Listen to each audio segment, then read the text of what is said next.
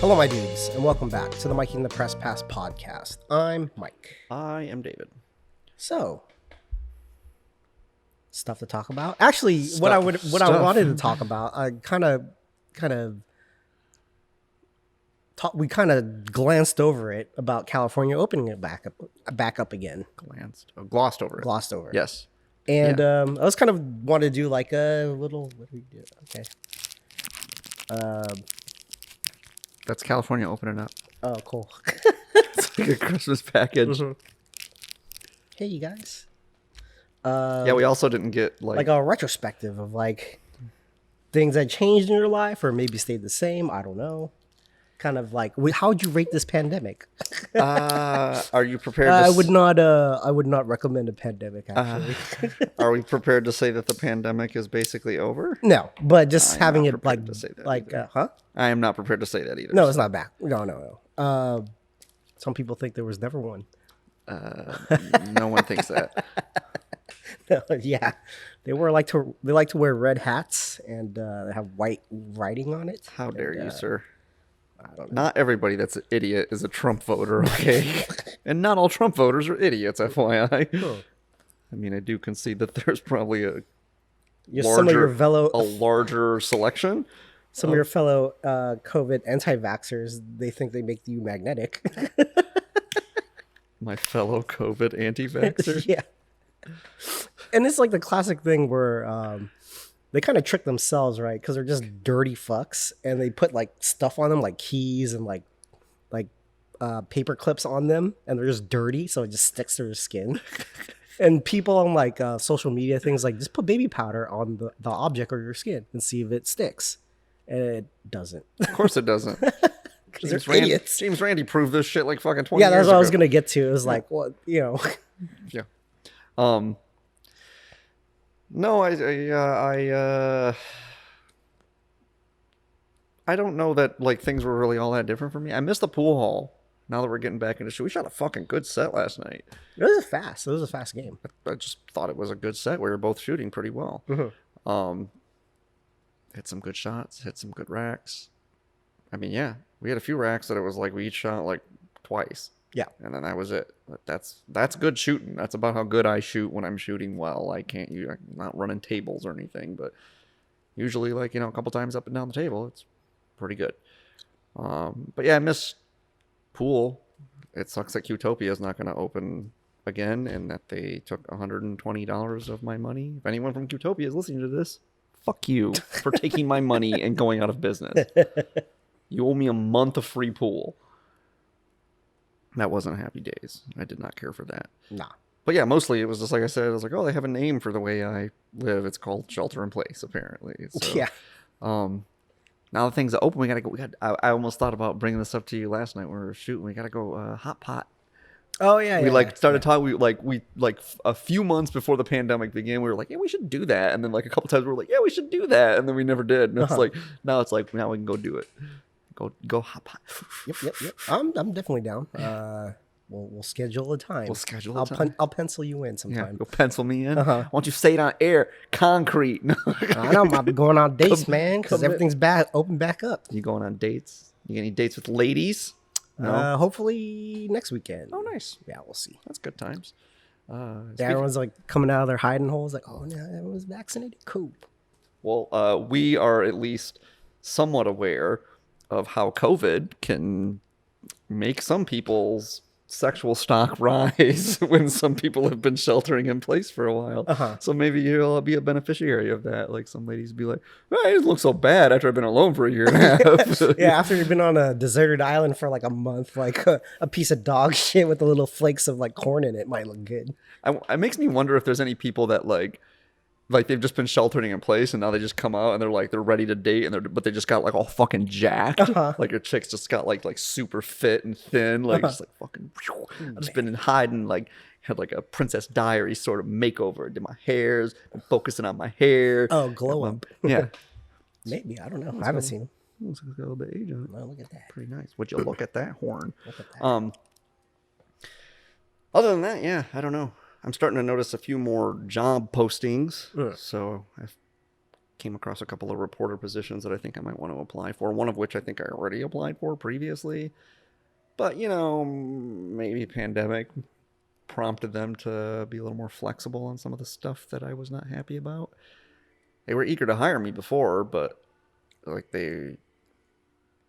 it's funny because exactly what I said happened, which is it looks like the same position they were hiring for. I guess it was probably about a year and a half ago now. Maybe even 2 years ago now. It was like shortly before the pandemic hit. And I think I told you about it. I applied for the job and it was in Pleasanton, and they were like, oh yeah, like here's the specs of the job and everything. We'd really like to have you come out here to Pleasanton to the newsroom to meet everybody. And I was like, okay, well, cool. Definitely be interested in doing that. Like, but I feel like, before I make that trip out there, I kind of got to talk to you about like salary and benefits and stuff like that. And then that no, we don't. No. Yeah, that conversation just went very poorly. Like she just like wasn't offering a salary that was like, and I told her, I was like, you're not gonna be able to get anybody that's gonna stay there for longer than like maybe a year and a half on this salary. No, but we offer exposure. Yeah, we offer great benefits. That's what she told me. I'm like, yeah, that's not a substitute for a good salary. You can't pay somebody whatever $37,000 a year or whatever and expect them to, like, unless they live with their be parents. happy about it. Yeah, like especially because it's like I know what it takes to be a fucking newspaper reporter. Like it's a grind, man. It's hard work. And I mean, like physically, fedora, and it has the press pass on top. Yeah, of you it. gotta have that on at all times. In the summer, it's difficult. Your head sweats and shit. You're on the typewriter. It's like sweat pouring down from the fedora. Throat gets sore from saying Dateline all the time when you're typing. And there's not even anyone in the newsroom. You just have to say that. Stop the presses. Yeah, hold the phone there, Mayor. But no, I'm thinking maybe they went through somebody, they ground them up and spat them out. And maybe they'll be willing to offer a little bit better salary. Maybe they'll give me some flexibility to work from home, so I won't have to, because I'm telling her, I'm like, I'm not moving to Pleasanton. I'm not going to do that. But I'm thinking maybe there won't be a ton of candidates for it, because it didn't seem like there was. Last time, it seemed like I was their top candidate. And she basically offered me the job, but I was like, yeah, no. Don't want that now. It's like you go on a date with a lady and you think she's so great, and then she's like, I'm 30, and you're like, oh, gross. Mind. Take a walk, Grandma. Love you, boo. Okay. But yeah, so I noticed some more jobs cropping up, which is cool because I've been kind of on like partial employment. I've been working part-time at the cigar shop. I've been working part-time freelancing. I've been getting some fucking unemployment. And that all cobbled together as like a somewhat human salary, but it would just be ideal if I could just work for one place. Yeah, just have one job. Yeah. Well, especially if it's the way my schedule shakes out now is I could conceivably work that job if I could work from home and still supplement it with a side gig to do exactly what I'm doing now, because my writing gigs largely are in the evening, which I could just do after I was done with work if I was inclined, and I work Saturday and Sunday, which is the weekends at the cigar shop, and then Wednesday night, so it would be after I got off work anyway. So, but that sounds like a lot to do. But when I was freelancing for Metro, freelancing for The Weekly, freelancing for Spotlight, working at Aloni, and working at West Coast, I was like, man, that sounds like a lot. And then it was a lot.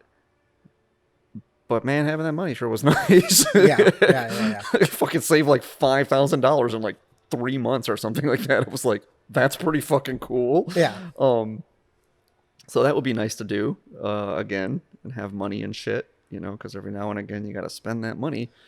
So yeah, feeling that right now. Yeah, what you spending money on? Oh, just a bunch of stuff on the car. How to get it small, right. registered, fix it, all that shit. Yeah, I should, now that things are starting to open up more, I'm like I should really get my plates updated, like plates and registration. I haven't had plates and registration on my car and that's not good, but I just didn't see any like dire need to fucking do it. And so I probably should do that, but no, we're trying to look at actually taking a vacation this year, probably in the fall. I don't think we're going to be able to go overseas. Maybe it depends on where we want to go, but some of the places we were looking at, it was like you have to have proof of vaccination or like all this other stuff, and or if not, quarantine, all these things, and it's like okay, Yeah, you're paying for that stuff being quarantined.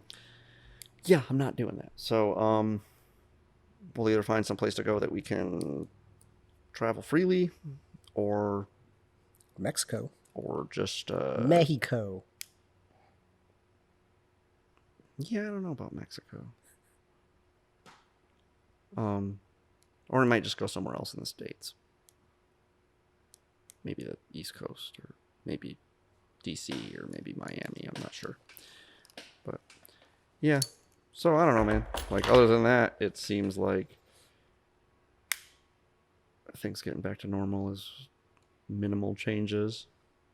Definitely seems to be affecting people's moods, I've noticed. Everything opening back up.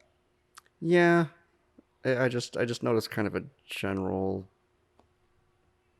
difference in mood shift now that like things are a little more open, a little less restrictive. I don't know. What about you? Was a highlight? Yeah, you picked up some hobbies during the pandemic. I didn't do that.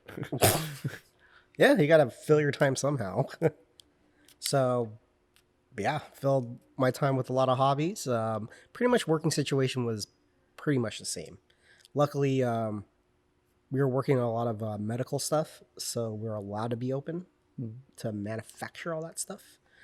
So, luckily, I was working the whole time. And then, But you stopped working shifts at West Coast a while ago, right? yeah, I did.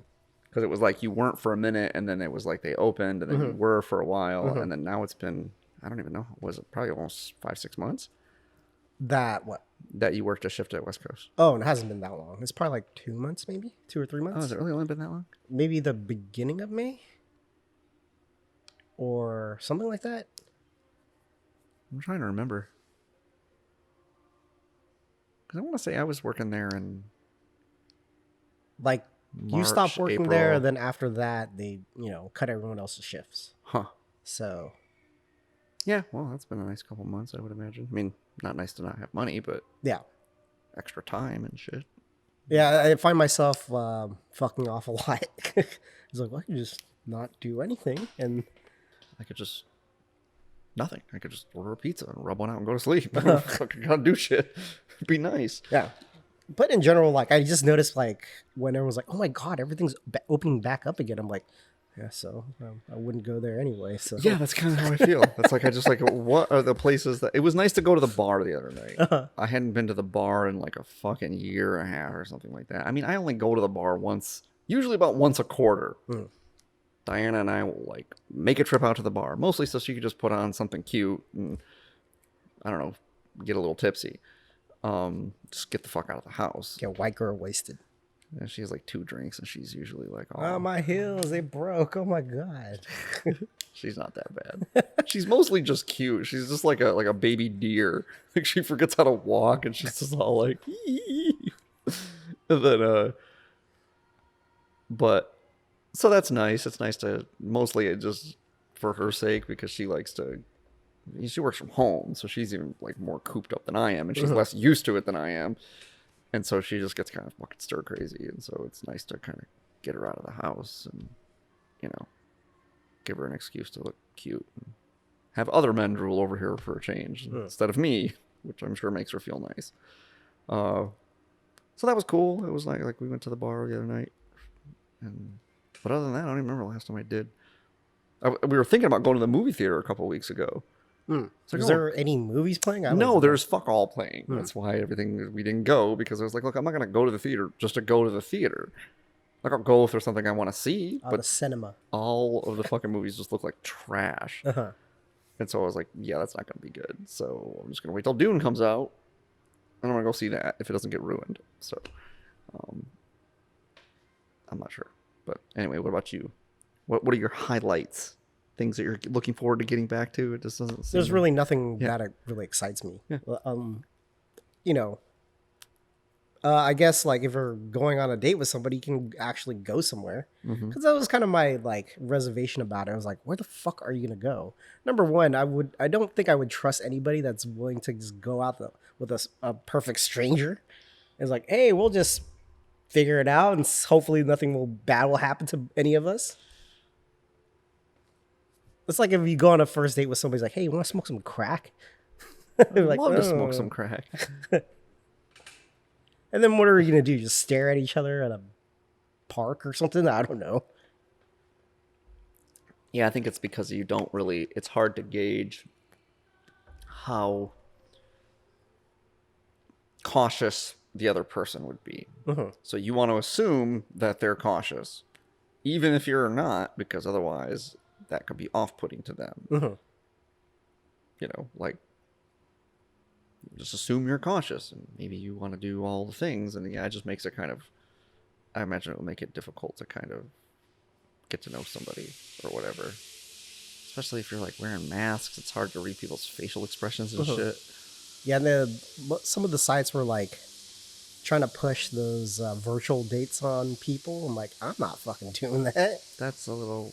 I mean, I could see why women would like it because it kind of allows you to get a little more comfortable with somebody without like physically being near them. I'll just like critique of like your lighting's bad, your audio sounds like shit. I'm like, come on, man, you don't not even sit on the desk. Come on. Yeah. Yeah, I think they were just trying to like just be, please don't stop using our sites because you can't go see people. Mm-hmm. It's like, yeah. The health department wants you to encourage you to practice sex positions where you're less likely to transmit COVID to each other. Oh, that Bert Kreischer joke is like, I like to practice safe sex with my wife when she's sick. You just do a doggy style. Yeah. She just coughs into the wall. Yeah. Yep. Yeah, I forget who it was that like. I want to say it was like the Stanford Hospital or someone like that, like the Department of Public Health or whatever. They released a statement on that was like. Yeah, you should be wearing masks when you're having sex. No, their phraseology was, we like to encourage people when they're engaging in sexual encounters to practice positions that minimize face-to-face contact. Is what figure what that that's how they phrase that. Mm-hmm. And it's like, great, the government telling us how to have sex now. The hospital telling us how to have sex. I'm gonna do an extra missionary just to be fucking spiteful. All right, you gotta do anything interesting this week? Well, weekend report. Beep, beep, beep, beep, beep, beep, beep, beep. Dateline 2021. No, since I got back from Michigan, man, besides going out to the bar, went and shot pool with you. But then other than that, like that was like the first two things in back-to-back days that I had done in like almost 2 weeks. Like I was just kind of reveling in being at home. I think I got over-socialized while I was out. Yeah. It's all these people. It's like getting a dog and just picking it up. It's like, who's a good boy? It's like all jacked up and like, it was just like, so I just vegged out for like the better part of a week. I didn't do anything other than go to work and just sit at home. And that suited me right down to the ground, which is weird because I'm not really a homebody. Usually at a certain point in the day, I get the itch to kind of just get out of the house. But I've been getting it less. Maybe I'm assuming my final form as an old man who just never wants to leave the couch. I'm trying to go back home in time for my stories. Yeah. So yeah, I've just been doing the things you do at home, you know, records, reading, writing a little bit. Watched a couple movies with the old lady. I think I mentioned that I watched that Action Park, Action Park. Yeah. Yeah, whatever. Mm-hmm. It was fine. I figured. Yeah, not really worth watching. Mm-hmm. And it was just a couple of the sources on there weren't even. They were just people that went to the park when they were kids. Like celebrities, right? They were like talking about. A couple of them, I wouldn't even call. They're like D-list celebrities. Like one of them is the chick from Parks and Rec that plays the reporter. That's kind of slutty. Oh yeah. And then another one of them is the dude. He was in a few episodes of The Office, and man, that guy, he mentions being 39 in the documentary, and I'm like, dude, you're only 39 now? I thought you were like 39 like a decade ago when you were in The Office. Like, you just like didn't age well. But there was one part where it was like they're talking about how you know, how dangerous the park was, and like, and I will say that it's pretty even-handed, that they're like, part of it is they're talking about the park and they're like, you know, it's sure it was really terrible and it was really dangerous, but like you can't help but kind of get some nostalgia for it. And he's like, you know, in the era, one of the guys is like, in the era of like the fire festival, right? Like the fire festival and all this stuff that like is supposedly so awful. Like the one thing you can't say about the guy that invented Action Park is that he gave you what he fucking promised. It was like dangerous as fuck, but it's exactly, it was, as my uncle says, the thing on the tin, right? He's like, he gave you, he delivered. You know, like Fire Festival promised you a great festival and gave you a fucking cheese sandwich. This guy delivered, and maybe that's not that great, but you can't say that it doesn't like you might live excite the inner child in you. And then like the chick from Parks and Rec, she's like, yeah, you know, was it really dangerous? Absolutely. Absolutely. And people are like, oh my God, like you did that? And like part of me is like, yeah, that probably wasn't so good. And she's like, but another part of me is like, yeah, I did that shit. And if you can't do it, get the fuck out of Jersey. It's like, that's pretty awesome. So it's pretty even handed about it. It's not just all like trashing on the park or whatever, you know, which I guess they were trying to like bring it back, like, or whatever, like just to capitalize on probably the cachet of it or whatever. But, well, yeah, I don't know. You have an eventful week. What did you do? Anything fun? Pretty much the same thing, except went to a friend's wedding. Oh, yeah. Mario and his bride. Congratulations. Very nice of them to invite me. She has a name too, bro. It's not Mario's bride. Mr. Peach. and Mrs. Mario. Yeah. Peach. Luigi. That's his brother, isn't it? Is Princess Peach's name actually Peach? Or she has like a real name, doesn't she? Oh, I don't know. Anyway, so anyway, Mario and Peach got married finally, and Bowser wasn't invited or whatever. How'd that go? It was fine. I don't know. I didn't really stay that long. Oh, you didn't? didn't? I didn't really know too many people other than the Mario, the guy who officiated the wedding, Daryl. Shout out to Daryl. And yeah, after the ceremony, I just took off. You said officiated, but it sounded like you said fish-headed. Fish-headed the wedding. Okay. Yeah. So you went for the boring part, and you didn't stay for the like get drunk and make an ass of yourself on the dance floor and hit on gals that may or may not. There's a lot of old people there, and lots of olds. Yeah. Yeah, it's funny because people are always like, they always say that, you know, like, oh, weddings are great places to meet women. It's like, no, they're not. You've been to weddings, right? Like, if you know people that have, like, hundreds of people at their wedding, then, yeah, maybe. But yeah, like, if you go to, like, white people weddings, I'm pretty sure you'll meet a lot of people. But when you go to, like, minority weddings, I don't think so. Not even, like, yeah, sure, you could say it's, like, well, it's a great place to meet women. But it's like, but it's not, because you really just... Where the fuck did that trope come from? Because every time I go to a wedding, it's like, it's a close circle of people I know. I'm like, I know everybody here. Yeah. I had like 200 and some odd people at my wedding. But when you think of women, you're thinking of A, single, B, moderately attractive, and probably between the ages of, let's say, 25 and 45, right? Viable dating age for somebody looking to like hook up, for lack of a better word.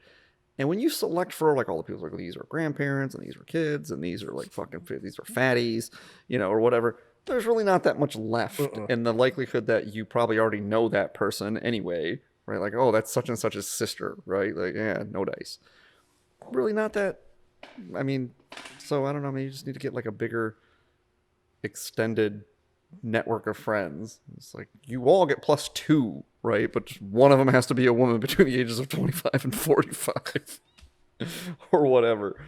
But yeah, I don't know, because people always say that, but yeah, I've yet to meet, like, every time someone says that to me, they're like, oh yeah, weddings are a great place to meet women. It's like, you ever meet a woman at a wedding? No one has ever said yes to that question. Yeah, actually I did. You know, I met this woman at this wedding, and we and what, she was your girlfriend after that, or you, like, you know, had a fantastic one night stand? I don't think that happens.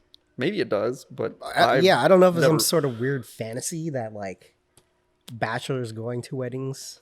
I think it's propagated by Hollywood. You always see it in Like Hollywood. Wedding Crashers and all that stuff. Yeah, Like, they always just assume there's going to be bridesmaids, and those bridesmaids will be jealous of the bride and in a vulnerable state, and they'll be drinking and feeling sad and looking back on their life and want whoever's the closest warm body to comfort them or whatever. But I just don't really think that's true.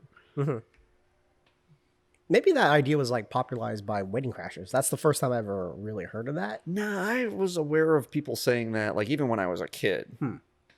And I think that for the few people that actually do hook up at weddings, I think it's because they just go into it with that mindset. They go into it thinking, like, I could just hook, like, you get a pass. Like, I remember this one gal who was one of my ex-wife's bridesmaids, Charlotte. Hello. Hi, Charlotte. We're naming names. I mean, no one that knows her, no one that knows my ex-wife or knows her friends, if she even still talks to this gal, is ever likely to be listening to this podcast. Although Matt was there. Hey, Matt, you remember this? This shit was funny.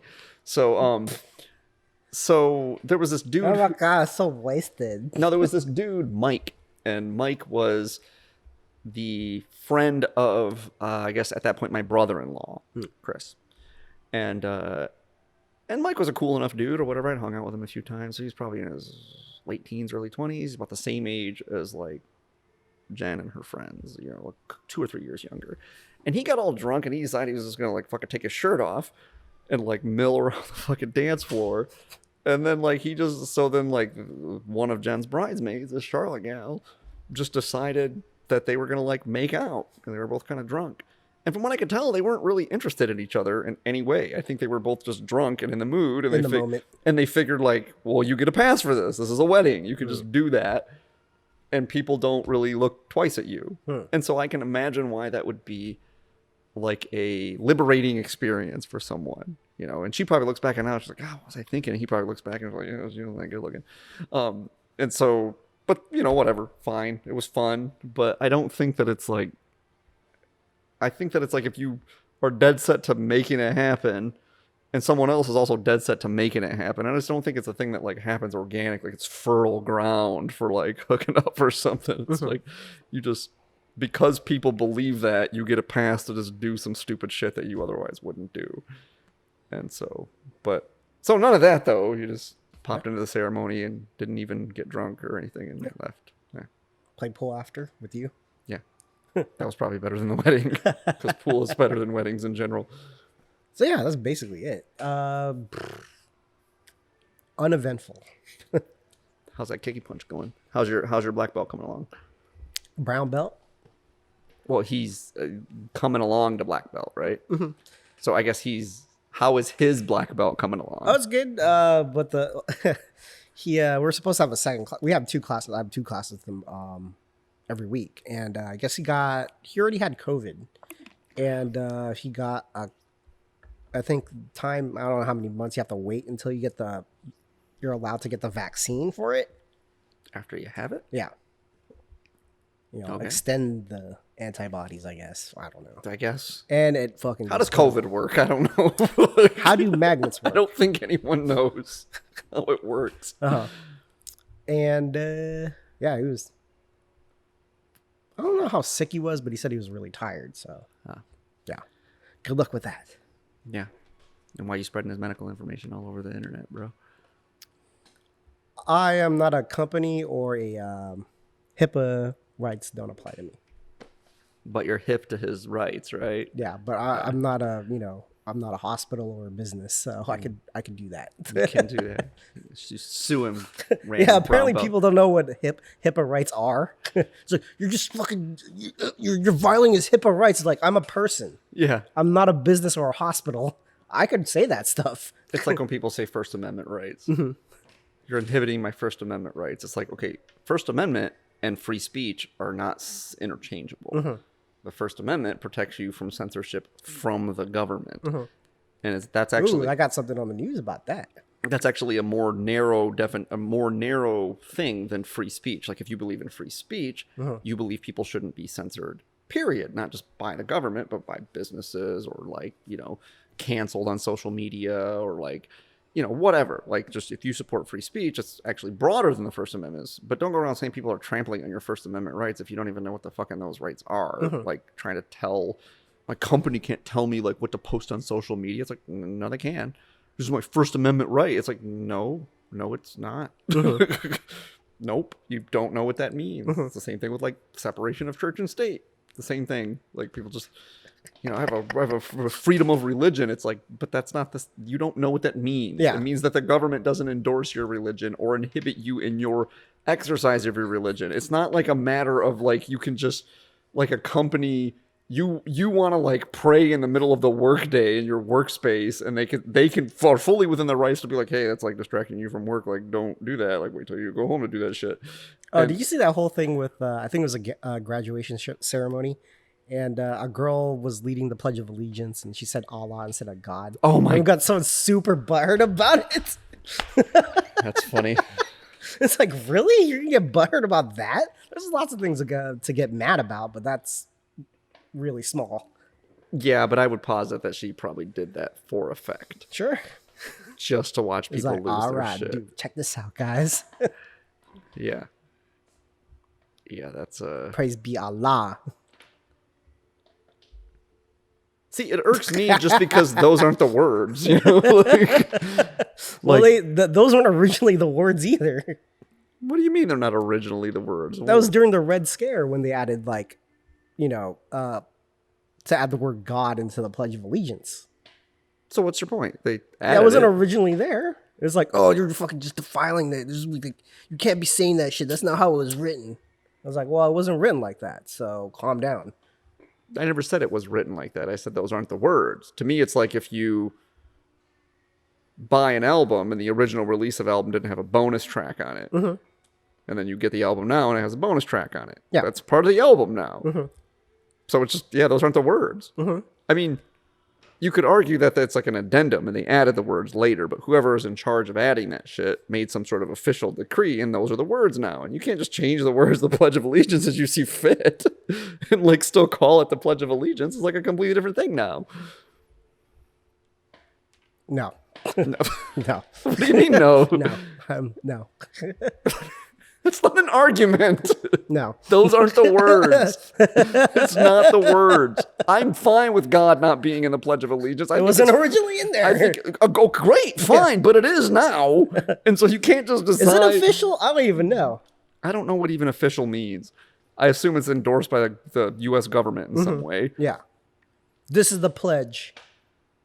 I think the pledge is stupid, period. Like, I think it's a dumb thing that... why did anyone ever do that? I think it's a dumb thing. So, but whatever, Yeah, to a flag. Yeah, it's kind of dumb. People freak out. It's like, it's a fucking flag. It's just a flag. So what? Yeah, like, how are you pledging allegiance to a flag? That doesn't make any sense. It seems a little, like, not so, like, it seems a little blind, kind of, like, followery to me. It's like it's an object that symbolizes things. Yeah. And so you can trample on that thing that symbolizes them all day long, but the fact is that it doesn't undermine those things. It's kind of the point of it, right? Like, it's like burning a flag or shitting on a flag or whatever like that. It's like, why? Yeah, they're like, so, like, the flag is so sacred, right? But you're not allowed to have it as a article of clothing or print anything on that flag because you're just, like, defiling the flag if you do that. But they just ignore it. Like, I would love the flag. I'm just going to have a flag t-shirt, a flag bandana. It's like, you're not supposed to do that. According to what sort of decorum? I don't know who. There's, like, some sort of, like, how you should treat the flag, right? You can't, like, leave it on the ground, fucking take a piss on it or whatever. I don't even know. But you can, though. That's the thing. You can do those No, things. but I'm saying that's, like, the hypocrisy about it is, like, they consider this thing super sacred, but, like, you're not supposed to transform it any other way other than the flag itself. Like, it's cherry picking. It's a biblical cherry picking argument just for the flag, right? People just take things about the Bible they like and they are super vehement about them. And you're like, yeah, but what about this other stuff in the Bible? Like, they're not as vehement about, like, not approaching women when they're on their period or stoning your children when they're defiant. There was like all that stuff is like, I mean, you're not supposed to take that seriously. It's like, and it was like a funny thing. Like, I think it was a segment on This is on Comedy Central. Some guy went to a MAGA rally and had like a flag with Trump on it. It's like, you can't step on it. It's like, it's actually not an American flag. It has someone's picture on it. Yeah, So exactly. that's not an American flag. I can step on it if I want to. This is my point. This is my same point about the fucking Pledge of Allegiance. Those aren't the words. That's not a flag if it's got Trump's face on it. An American flag has the stars and the fucking field of blue and the stripes on it. If you These change colors don't run, yeah, buddy. if you change them to like blue and fucking green or whatever, then it's not an American flag anymore. It's not the Pledge of Allegiance if you say Allah instead of God. Allah just means God anyway, so calm down. What? Taco just thing. means taco. Taco cat. Anyways. Anyway. How do we get off on a diatribe about the pledge? Oh, people getting butthurt about stuff? I don't know. Yeah. MAGA hats, COVID. I don't know. I lost the train of thought. Anyway, so you were talking to me about your brown belt. Yeah, that's about it. There's really not much to say. Oh, because HIPAA rights, First Amendment. Yeah. Yeah. Yeah. Okay. So he's getting closer then? Getting closer? Or Yeah, not? he's making an improvement. Yeah. Kind of sounds like you're tiptoeing around saying he's a little bitch. You're just like, What? he's a little bitch. You're fucking getting COVID and shit. And get your black belt. Yeah, what are you doing? You better get busy, guy. I got that shit in like 4 years, bro. I got mine in 6 months. Whoa, I just paid for I it. just paid for it. I got that good in like 6 months. Like fucking Patrick. Goddamn, I played that fucker again in chess today. Fucking turd. He's so good. See, it's not that hard to be that good. So frustrating because it's like I've been playing chess for so much longer than Have you him. met anybody that's like been like on the rise? Like, you met people that are kind of just like fully baked, and they'll just be that good because they've just been playing that long, don't really study, and that's where they're gonna stay.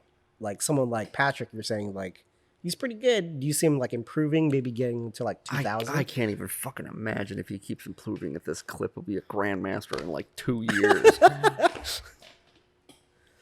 Actually beat Stockfish on the highest setting. I don't know. It's like a 3,000. AlphaGo is really not that hard It's either. like a 3,000. I made one in accuracy, but I still won. Like, no, yeah, we drew again today. Like I played him again and we drew. And I think that's just going to be a common thing now, unless No time limit? yeah, we're no limit soldiers. Whoa.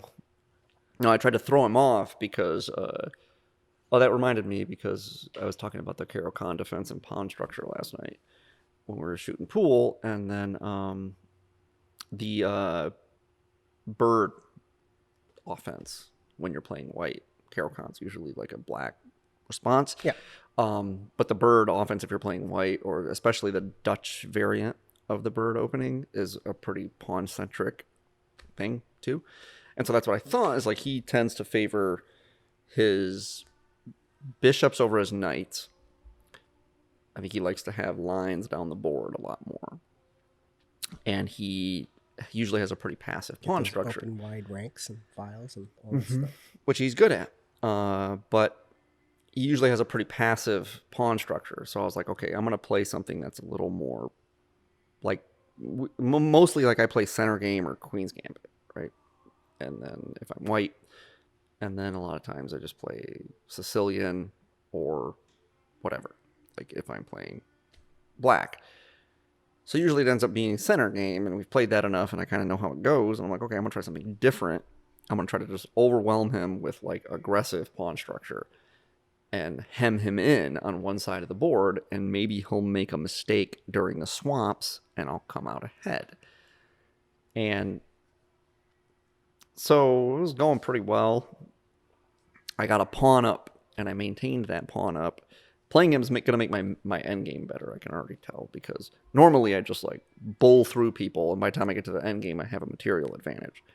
And so I just don't need to be as careful, and I just kind of shoot from the hip and just fucking bulldoze over people. Or I have to play very carefully because I'm playing someone that's better than me and I'm not as aggressive. And so I was like, I'll just hem him in, and then I'll make a mistake on the swaps. And we're going to start swap. And I was up a pawn.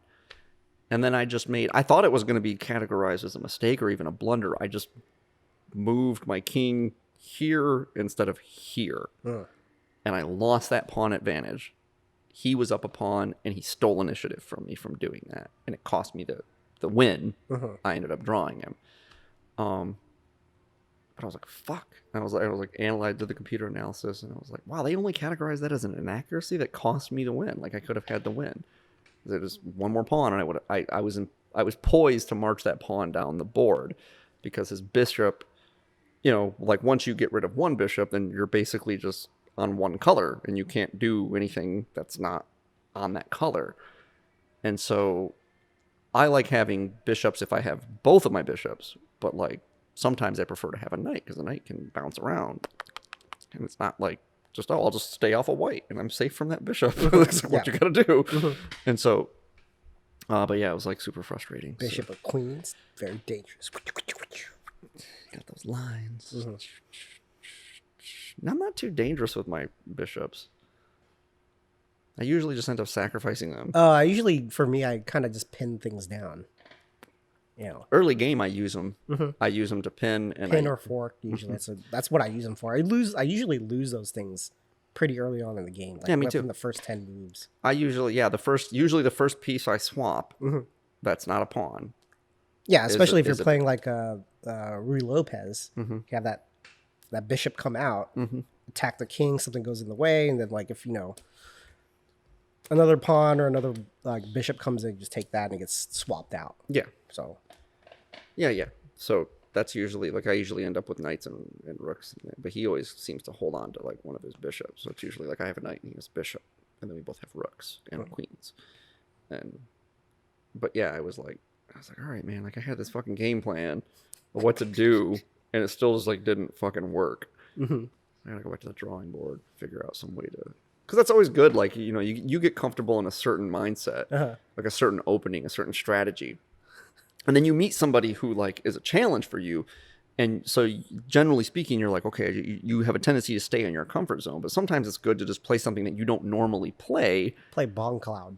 And just play some fucking random shit that like maybe they're not good at either. And maybe you're better at this random shit than they are. Like they don't know how to deal with, like some people just can't handle gambits that well. Like like we were talking about last night with pawn structure, some people will just be like, if they're not like, say if they're under 1500, sometimes they'll just be flabbergasted that you like accept a gambit.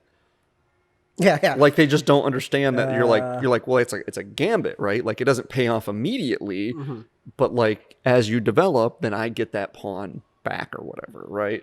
They're just like, why would you ruin my pawn structure? Like, why are you doing this? Oh, you don't know that yet. Okay, you'll see. If you don't know why I would accept this gambit, you have already lost the game. Like, you're not going to win because you don't understand the whole concept. Like, like you just start taking pieces like really early, especially. They just come out like taking pieces early, and they're just like, oh, what the fuck? Fucked up my structure, asshole. Yeah. I don't know what to do. It is frustrating when someone like... The good news is, though, is usually if someone like...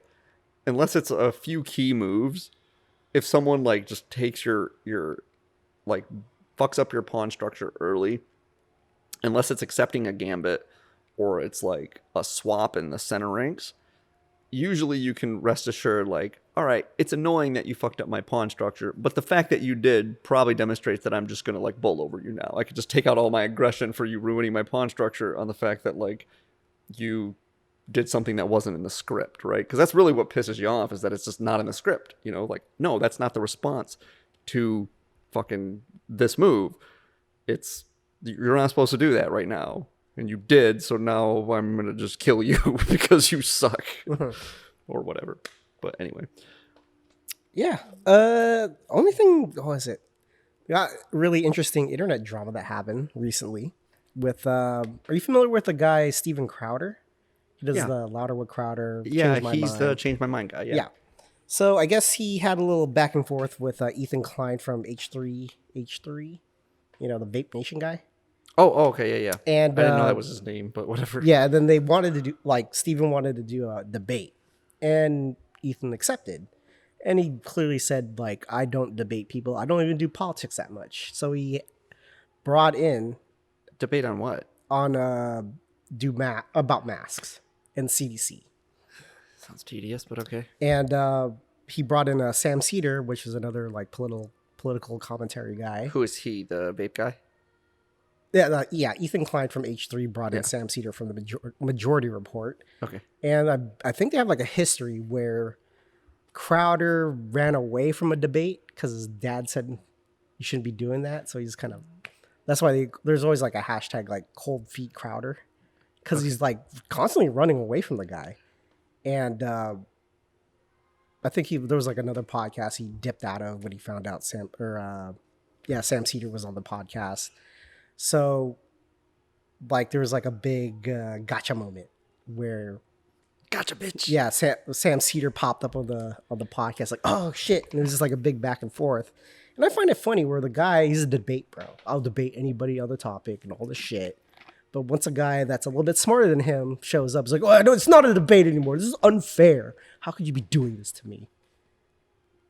You're talking about Crowder. Yeah, Yeah, I mean, he's... a little bitch move. He does kind of like... It's the same thing with like... Do you ever notice... I don't know how frequently you watch anything that Ben Shapiro does. Mm-hmm. I watched some of it. Yeah, but in general, like, I like Ben Shapiro, all right. I think he's probably a little more...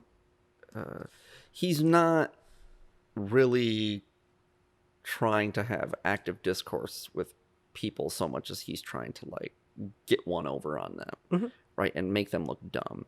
And I can say that I generally don't think that's necessarily true of Crowder most of the time. I've seen some of the kind of stuff that didn't make it into certain segments of the change my mind stuff, where he actually is... He's debating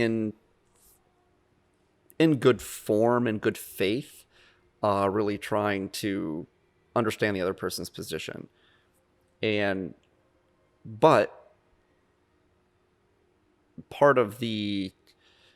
So like with Shapiro, like when he is debating or arguing with somebody that he knows that he can fucking kind of bully around, he has a very different tact than when he's talking to somebody that he knows is not only his intellectual equal, but likely his intellectual superior. Like I said, just watch him talk to Sam Harris about religion, and he gets very, very careful with the way he speaks, which is weird because he's a very, very fast talker. But he's very reserved, and he's very, like, that's like his religion is Shapiro's Achilles heel. Like, he is very weak on this front.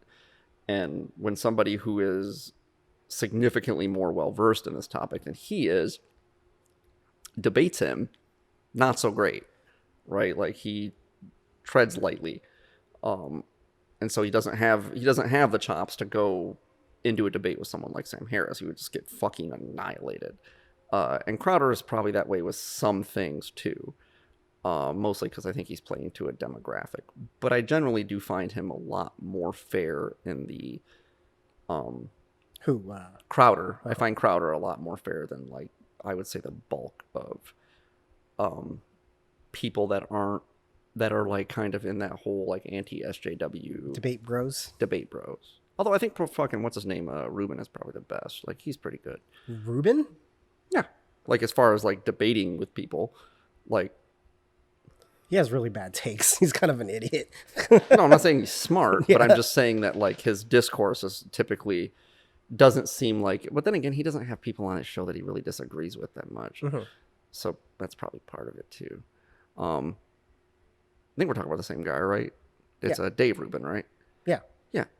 Yeah, like, I always, like, he seems to generally be curious about the other person's position, like when he's talking to somebody that he doesn't necessarily agree with, but they tend to be people that he is already kind of like friendly with, so maybe that's not exactly, he doesn't go out like seemingly looking for people to argue with, at least not that I've seen. But then again, I just like watch a show occasionally.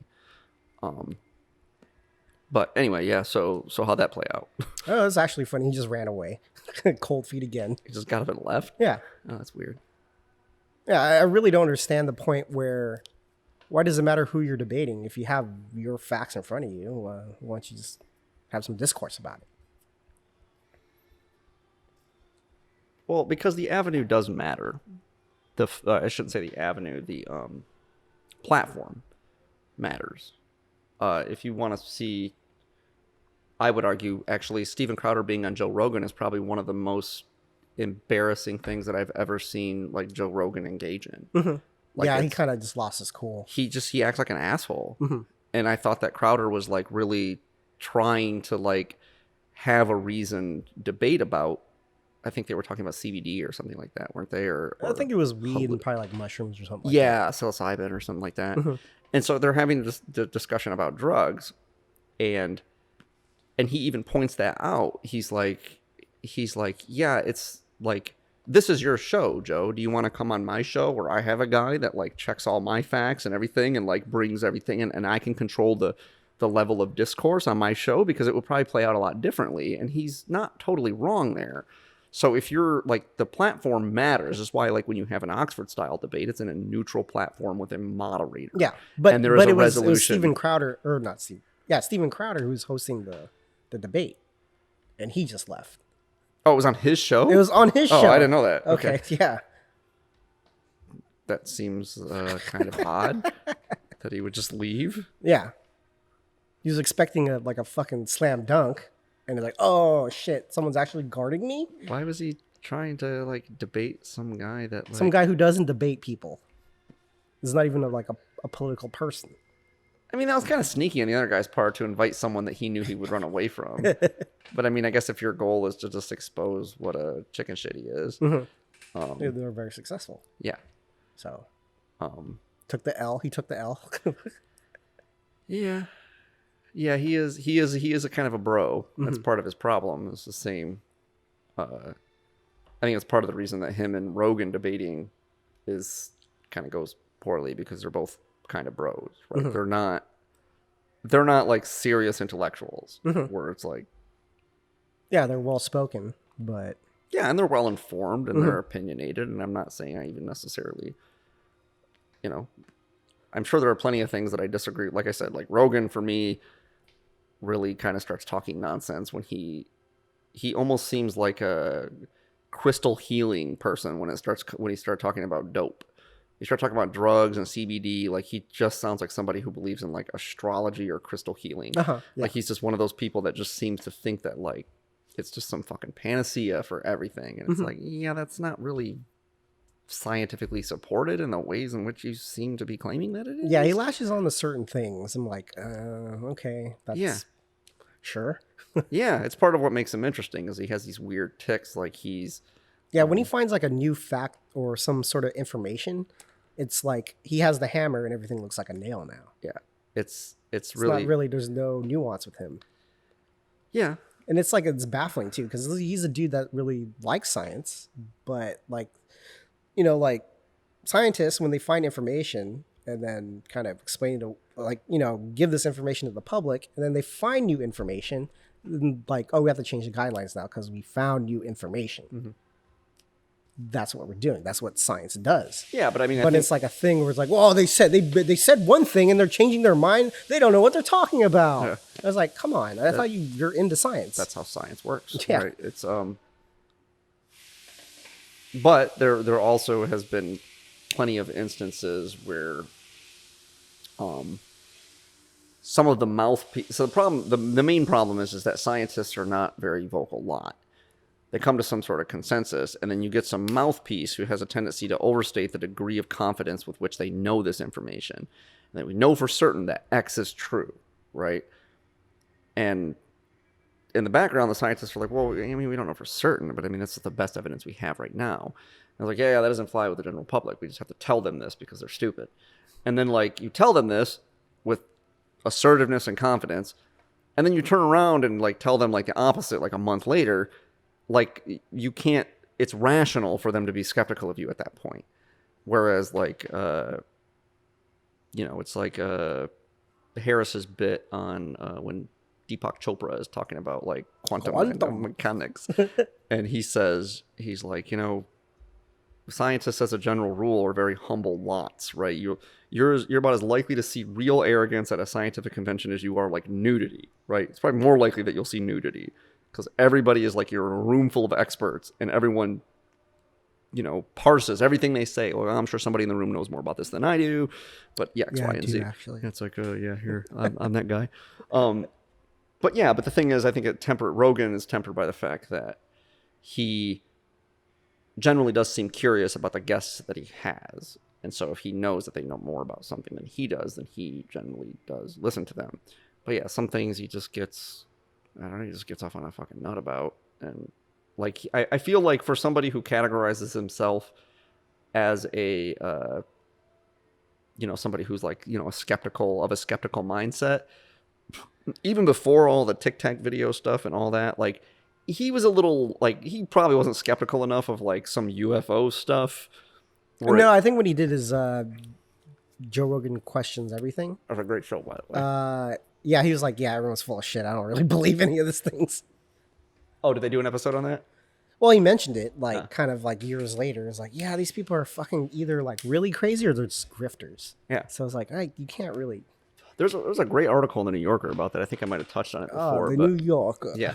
But it actually like talks about like the phenomenon of UFOlogy and kind of sifts through how that is, because you have people in there that are like legitimate scientists who have legitimate things to say, and then credible eyewitnesses to some things that are, again, usually they're only speaking to the things that they witnessed, and it's a very narrow band of things. And then but then you have like a bunch of people that are like kind of nutty all the way up to like batshit crazy, and sifting through which of those people are which, because they all just brand themselves. It's the same rant I'm going on about like feminism, right? Is like, you can't just say, oh, feminist, and just paint these people with this brush, because it's like, well, you're a feminist if you just believe in gender equality. It's like, no, that's just called a person. Like, now, a humanist, right? It's just called a person, because that's what you call the feminist in the 1920s, like before men really at large thought that women should be able to vote and first drive. wave feminists, right? Like, but now we all believe that, so we don't feel the need to identify ourselves as feminists. It's like, well, I choose to identify as a feminist. It's like, yeah, well, so is Clementine Ford, and she is a misandrist who hates men, or Julie Bindel, who thinks that men should be kept in like cages or whatever she thinks, and all these other crackpots. So it's like, how am I supposed to like? You got like men's rights guys on the opposite end. Yeah, and it's just like, yeah, it's the same thing. It's like, it's like just bitter incels like whinging on about like whatever, and it's like, and like, not that any of the things, everything. Yeah, these things are unfair. It's like, yeah, as it turns out, some things are unfair to men. That's a fucking newsflash. Some things are unfair to women. What? And that's a newsflash to nobody, right? And you just go, I like, don't even know. And most people just kind of go like, yeah, 'cause sometimes it sucks to be a dude, and no, sometimes it sucks to be a chick, and so just kind of deal with it, because I don't necessarily want to deal with the other problems, and I can't really quantify your problems without being a woman, and vice versa. So we'll just call it even.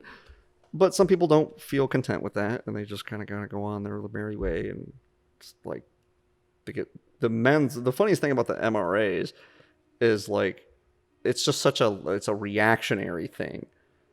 It's like, they're so pissed that like feminism has become this just abomination of a thing that is what it is, and that somehow they've done this Mott and Bailey on everybody to kind of convince them that it's this kind of cute, innocuous, like, let women vote kind of feminism, when it's really like, no, it's like, you're a rapist for having a penis kind of feminist.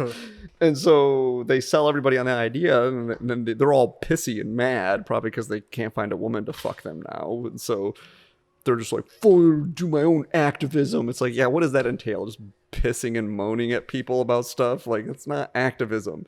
Activism is the new just being a loudmouth asshole. Like, I'm an activist now. Yeah, I'm an activist. This is my activism. I'm a YouTube activist. It's like, that is just fucking stupid. Like, what are you doing? You're not doing anything. You're just yelling into a microphone, which is not productive. I'm not shitting on it, but let's call a fucking spade here, right? Yeah, it's like those guys at the cigar shop. They just fucking bitch and moan about things like, oh, what do you want me to do? What are you doing to help the situation out? Yeah. Tell me. Right. I don't want to hear it. I didn't ask for your opinion. Not you, but I just want people at cigar shops. I just, mostly we bitch about things to people that are sympathetic to us because we want to feel like we're not alone in the things that annoy us. But when you just do it to fucking random people for nothing, people, especially unsolicited, like you just randomly have to like inflict your opinions on people, Yeah, it's right? like the salty effect. I'm just sitting there minding my own business. It just latches onto you. I'm like, what happened? This is part of the reason. What's your deal? What do you think about it? It's like, I don't really have an opinion. Yeah, this is part of the reason. Like, I don't like this is like an atheist phenomenon too. It's part of the reason that I fucking don't like, you know, would never belong to like a fucking atheist group. But I think that Go hang out in your atheist conventions. But your big non-Bigfoot believing club, non-stamp collector. But like, yeah, the whole like militant atheist. But I think that that's changing. Like, there's a lot of YouTubers that I watch now that like they're definitely a very different stripe than that. Like, you know, Mr. Atheist, like kind of whatever. Who's that other guy that oh god. They're, you know, just like really in your face, kind of like Dawkins-esque fucking atheists. Yeah, whenever they have like their YouTube channel or like any handle at all, blah blah blah, atheist, I'm like, you're a fucking dork, get out of here. I'm trying to think of any of the YouTubers I like that are atheist YouTubers have atheist in their title. Yeah, usually if they do, they're just a bunch of dorks. I can't think of any. It's like a bunch of fucking tryhards. It's like anytime you're any niche scene, right? Like, but you can always tell by the tryhards. If they're not from like the first generation of that thing developing, the perfect example would be like for breakdancing, b-boy blah blah blah, b-boy blah blah blah. Just always add that in the front. Or people that fly FPV. It's like they have their handle FPV. It's like, all right, dork, get out of here.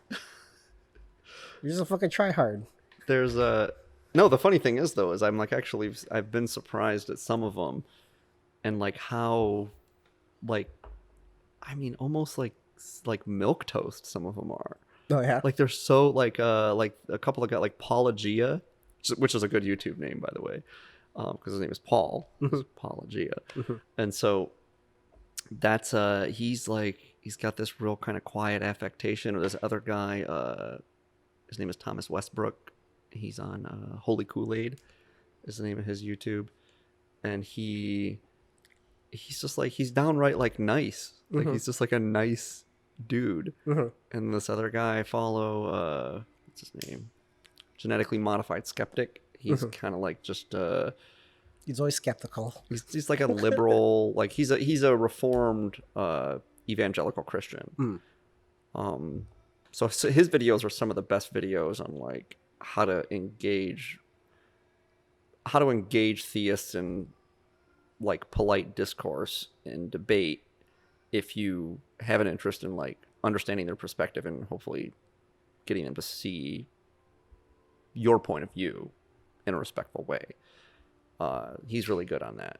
But yeah, like some of them are just like, they're almost just like, they're like almost like adorable. They're so like, they're like so nice. Hey guys, what's up? Yeah. Still not believing in God. Hey. Yeah. But yeah, I think it's because they probably came up on all those other atheist YouTubers and they probably feel a lot like I feel, which is like, man, you guys are just kind of like being an asshole. And so you're just giving like people that identify as atheists like as a bad name in the way that the fucking hardcore feminists give feminism a bad name. So it just makes me not want to tell people that I'm an atheist because they're just going to be like, oh, you're like one of those guys. It's like, oh, you have to put a name to that? Yeah. That's weird. It is weird that there's a name for it. Like, it's just like, you're not a thing. Yeah, I don't believe in Bigfoot. Are you a non-horse? Me too. I'm a non-horse. All those non-horses can talk. Yeah, it becomes like they just, instead of like believing in God, they just like, they don't believe in it. And they have to have some sort of label to it. Like it's a vacuum, right? They have to have their identity put into some thing. Well, I don't think it's that you have to, like, you can't deny the status quo, even like in California, even in the 21st century. Like the status quo is still that you are religious, like in general. Like that is the status quo. There are more religious people than non-religious people, even in America. even in most countries that are largely atheistic countries, the split might be like half, right? It might be 50-50. And but certainly not globally, right? So that's part of the reason that people have they look at it as necessary to have a label for the thing that you don't believe in. It's like, it's the same thing with like, for that matter, why do we have a word for vegan and vegetarian? All you do is just don't eat something. Yeah. But the status quo is that most people eat meat. Mm-hmm. And so animal products. Right, animal products. Mm-hmm. And so you have a word that signifies that. And anytime you have a word that signifies something, it becomes part of your identity, Mm-hmm. right? As a way, a signifier for you to identify the things that you are, I guess. And but I don't know. Air breather. Yeah, air breather. Sleeper. I sleep. Mm-hmm. But I don't know that like atheists would even be on my top 4 or 5 things Edgelord. that I like. Professional edgelord. Professional edge. How dare you, sir? I'm an activist. Oh, yeah, edgelord. I'm so active. Whoa. Calm down. Too much activity. Yeah, too much activity. But yeah, anyway. Got any cool news? The Montreal Canadiens are going to the Stanley Cup final. Bunch of cheaters. Had to rig the system. Are you referring to the fact that they would not have made the playoffs without... I don't know. That actually is true. They finished 18th in the NHL this year. Yeah. So without the current format, they would not have made the playoffs. 2 teams, Dallas and someone else? The Dallas Stars and someone else would have made the playoffs ahead of them. But they made it because they were one of the Canadian teams that qualified, and they were like the lowest seed, you know, because they weren't even supposed to be in the playoffs. So they're like the lowest seed, and they're going to the Cup. And that's, you know, I told my old lady this, and she's like, but I thought Canada was really good at hockey. I'm like, they are, but they only have a few hockey teams, and those teams are not good. All the players are good. Mm-hmm. All the good players are Canadian, but they don't play on Canadian teams, apparently, or they do. The teams just aren't very good. So this happened, like, I think 5 times in the last 30 years where Canadian teams even went to the Cup. And the Oilers in 06, the Flames in 04 lost, the Canucks in 94 lost. Someone more recent than that. And then the Canadians won in 93. That was the last time a Canadian team won the Cup. And so they're playing the defending Stanley Cup champion Tampa Bay Lightning. And I'm thinking we'll probably get... Was that series good? The Islanders versus... Yeah? Pretty fire. That was a fucking good series. Mm-hmm. I only watched the highlights. I don't think I watched any of the games all the way through. Yeah. That's the thing that sucks about being a cable cutter. I just can't watch things. Yeah. So... I watch some of it like at the shop when it's on, but they, usually if it's not a local game, they won't put the hockey on. But yeah, it was a close series. That's about as well. Like I'm not surprised that the Islanders gave everybody more trouble than probably anticipated. The Islanders are a very good team. They're trending up. It was going to take somebody like the Islanders had it in them to beat the Lightning. They could have beaten the Lightning. It wasn't like, oh, it's gonna be the Lightning. I was like, you just didn't want it more. Game 7 fucking was a 1-0 game, and I think most of it went 7-game series, and I think most of the games were like 1-goal games. Like I think one of them even went to overtime. Predictions?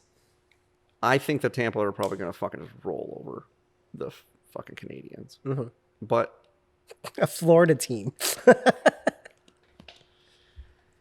Yeah, what the fuck is San Jose doing so wrong? I wasn't on the Vegas fucking bandwagon. Like, I didn't think they were even going to get past Colorado, and then I started to kind of reconsider. Like, I was like, all right, maybe they're not. Like, because Colorado was my pick for the Cup this year. They were on fire all year. And then Vegas beat them, and I was like, oh, okay. But then the Canadians beat Vegas, and I was like, whoa, what the fuck happened there? So I guess I keep underestimating the Canadians because they have a solid defense, but it's all the things that won Tampa Bay the Cup last year are still there. And I think that coming off, unless you can make the argument that they're beat up from the Islanders series, because the Canadians are not more physical than the Islanders are. Islanders have 2 of the 3 fucking like best hitters in the NHL, and then they have a bunch of other guys that also are good hitters. And they're a tight defensive team with solid. I mean, the Canadians have Carey Price. So that's what it is. Is the Canadians have Carey Price, and so I don't get the whole Carey Price hype as a general rule. Like I think that Vasilevsky, who plays for Tampa, is probably a better goaltender overall, but there just seems to be this thing with fucking Carey Price when he's like under pressure and he needs to do well. It's like he thrives on it. Like it's part of the reason he stays in Montreal. He like one of those players that just likes being under the spotlight for whatever reason, and he just like pushes him to do better. So, but I can't see him handling like a high powered offense like Tampa. Tampa just proved against the Islanders that they can win a series where they don't score a ton of goals against a tight checking defensive team. And I feel like they're just going to come with more of it. Like I don't see them. I mean, I would say probably 5 games. I'm going to say 5 games. And a couple of those games will probably get out of hand. Oh. But you never know. I mean, it would be cool to see a Canadian team win the Cup. It's been a long time. Literally, they haven't won one since I've been watching hockey. Yeah, same here. Yeah. The year I started watching hockey was the year after the Canadians won the Cup. Like, I watched the 94 regular season and the 94 playoffs, and that was... So, like, yep, haven't seen that ever happen. I felt that was kind of like...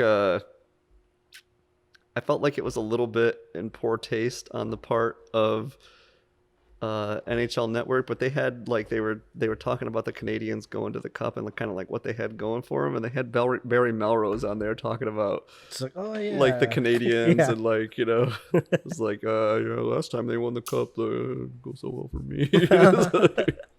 Sore subject, guys. I really don't want to talk about it. But yeah, so that was newsworthy to me in the arena of sports as tenuously as I have a grasp on it.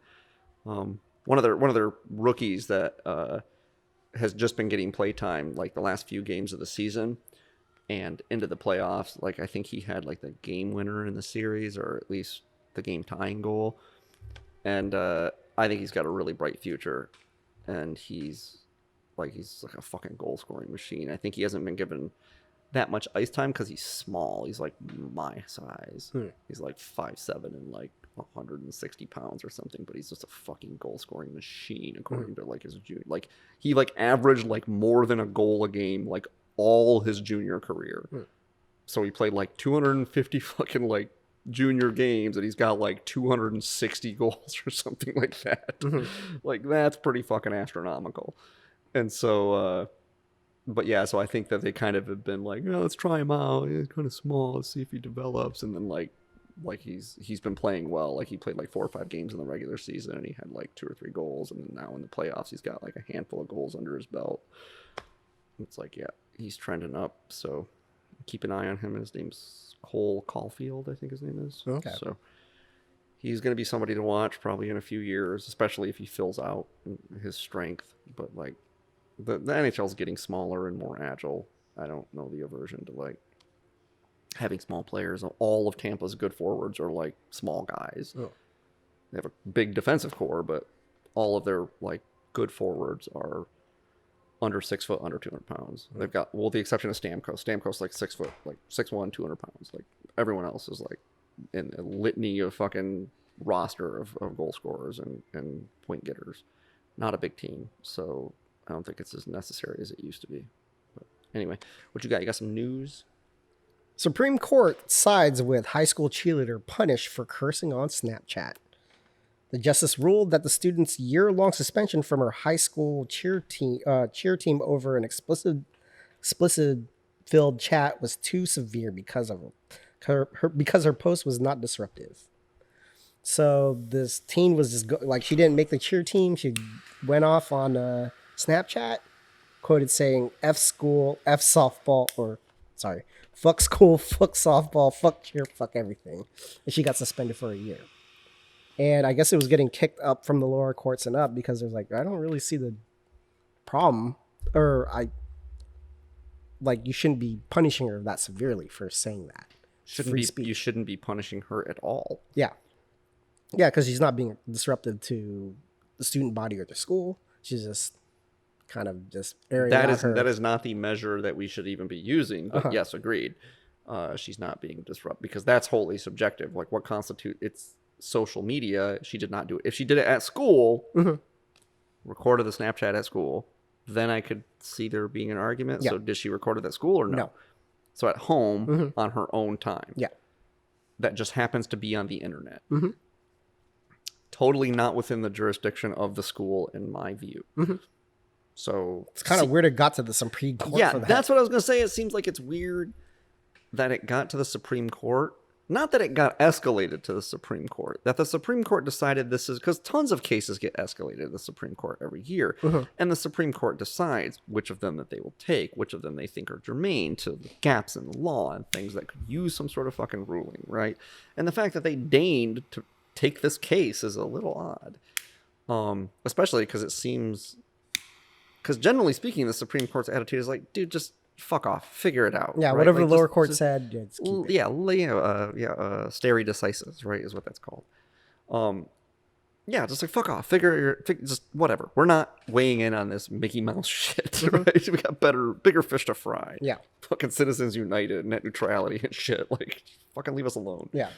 And I couldn't find the article. There was a whole ruling against the NCAA too about not compensating, but at least freeing up players to get at least a job while they're in college. What do you mean freeing them up? Like you're not, like if you're have any sports scholarships to a school, to deem it, there's like this whole rigmarole about we don't want to keep the status of the amateur status of these athletes because they're not being paid. Yeah, heretofore known as exploiting athletes. Oh yeah, it's like modern day slavery, dude. Yeah, it's fucking. I don't. Under this guy's like, we're just giving them education. It's like, well, you're forcing them to be poor. That's actually isn't that actually one of the things that, like, generally speaking, almost any time I hear some sort of like ruling, some court ruling in fucking California, it's almost always something that I just think is going to be automatically stupid. Like, the courts here are just crazy. People are crazy. They just get crazy shit passed. But I thought they were actually changing that in California, where they actually were going to get paid. Good for them. They deserve to be paid. Yeah. Yeah. Off the backs of these student athletes, they're making billions of dollars and not getting anything in return other than like, oh, you might get something for it. I don't think it's a matter of how much money they make. It's that they are making money. Yeah. Yeah. I mean, like, you're getting an education. It's like, yeah, but you gave that to me so that I would come to school here. Now that I am here, it's tantamount to like expecting me to work in the bookstore for free, like for 4 years, and tell me what my schedule can fucking be like, and tell me what my grades can be like, and shit like that. Like, to the privilege of, like, it's like, it makes me really wonder what will happen to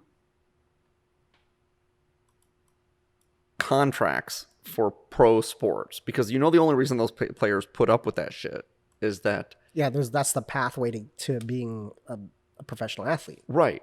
And you go like, okay, so like if I can just be a first round pick, I can just like make bank, and so I'll just put up with this bullshit. But like, what about all the people that don't make the NBA, the NFL? There's tons of those people, and they labor for fucking years, likely even, especially because if you're like at a Division I school or something, if you're Division II. Good luck. Yeah, it's like you're not making the end, but like they're still making tons of fucking money off of you, and you're still like, risking especially in the case of like football and shit, you're like risking your health for the rest of your fucking life. Yeah. And like you should come away with a free education and then like a little fucking nest egg. Yeah. Or something to invest something, whatever, make a name for yourself outside of pro sports. Yeah. Yeah. I don't get it. It's always seemed wrong, but I don't know enough about college sports to weigh in on it. So when people talk about it, I just like, I don't know anything about college sports. Yeah, it's interesting that they're, I think the NBA is like open to recruit people right out of high school to do that. So that's kind of just deviates from that track of just going to NCAA to make your way into the NBA. Know who does that? The NHL. Hmm. That's why you don't hear these problems with the NHL and like the players that play college hockey. Like, oh, what do you mean players that play college hockey? No, you play junior hockey and you make a name for yourself there. And then when you turn 18, they draft you. Yeah, if the you're development good. process is a little bit longer than any of the other major sports in the U.S. Especially if you like goalies, like the development time is a long fucking time. Sure. Yeah. But not a lot of players come out of the NCAA for hockey. They just don't. Like mostly it's the junior leagues. Yeah. Or it's They play in Europe for a little bit. Or they play in Europe, you know, if they're on the cusp or whatever. Austin Matthews did that. He went and played in Switzerland for a year because he get paid. yeah, you get paid there because they can have players as young as I think 16 on their teams and they pay them. I mean, it's not like NHL salaries or whatever, but Well, it's at like least you're getting paid to do it. yeah, if someone told you when you were 17 or 16 that you could have like a 6-figure income, Yeah. like for just playing hockey, you'd be like, Right. I'd do this shit for free. Yeah. Yeah, if I went to the NCAA, I'd be doing it for free. Yeah, be doing it for free. And you'd have to balance a workload and all this other shit along with it. So yeah, I mean that's the way the NHL does it. I mean their salaries aren't as high as the other sports, but yeah, there's really not. I mean some You're a players, paid professional. yeah, they draft you right out of junior leagues, you know, and so it's. I mean I do think that it is a little bit different because I think that there's a big difference between playing on a junior team, especially a travel team for like 3 or 4 years or whatever. I think you kind of mature a lot. You're used to kind of just interacting with teammates and you're used to, you know, having, you know, like, you know, a coach or whatever whose wing you're under and yada, yada, yada. You get more socialized. It's not just like grabbing the jersey of some kid like in the fucking like inner city who's been playing basketball on like something with like a chain net on it and being like, you're famous now. I am. How's he going to deal with that? Probably not great. As we've seen, there's a lot of extracurricular drama in the NBA and NFL. And I think that has a lot to do with it. They don't have those programs like that.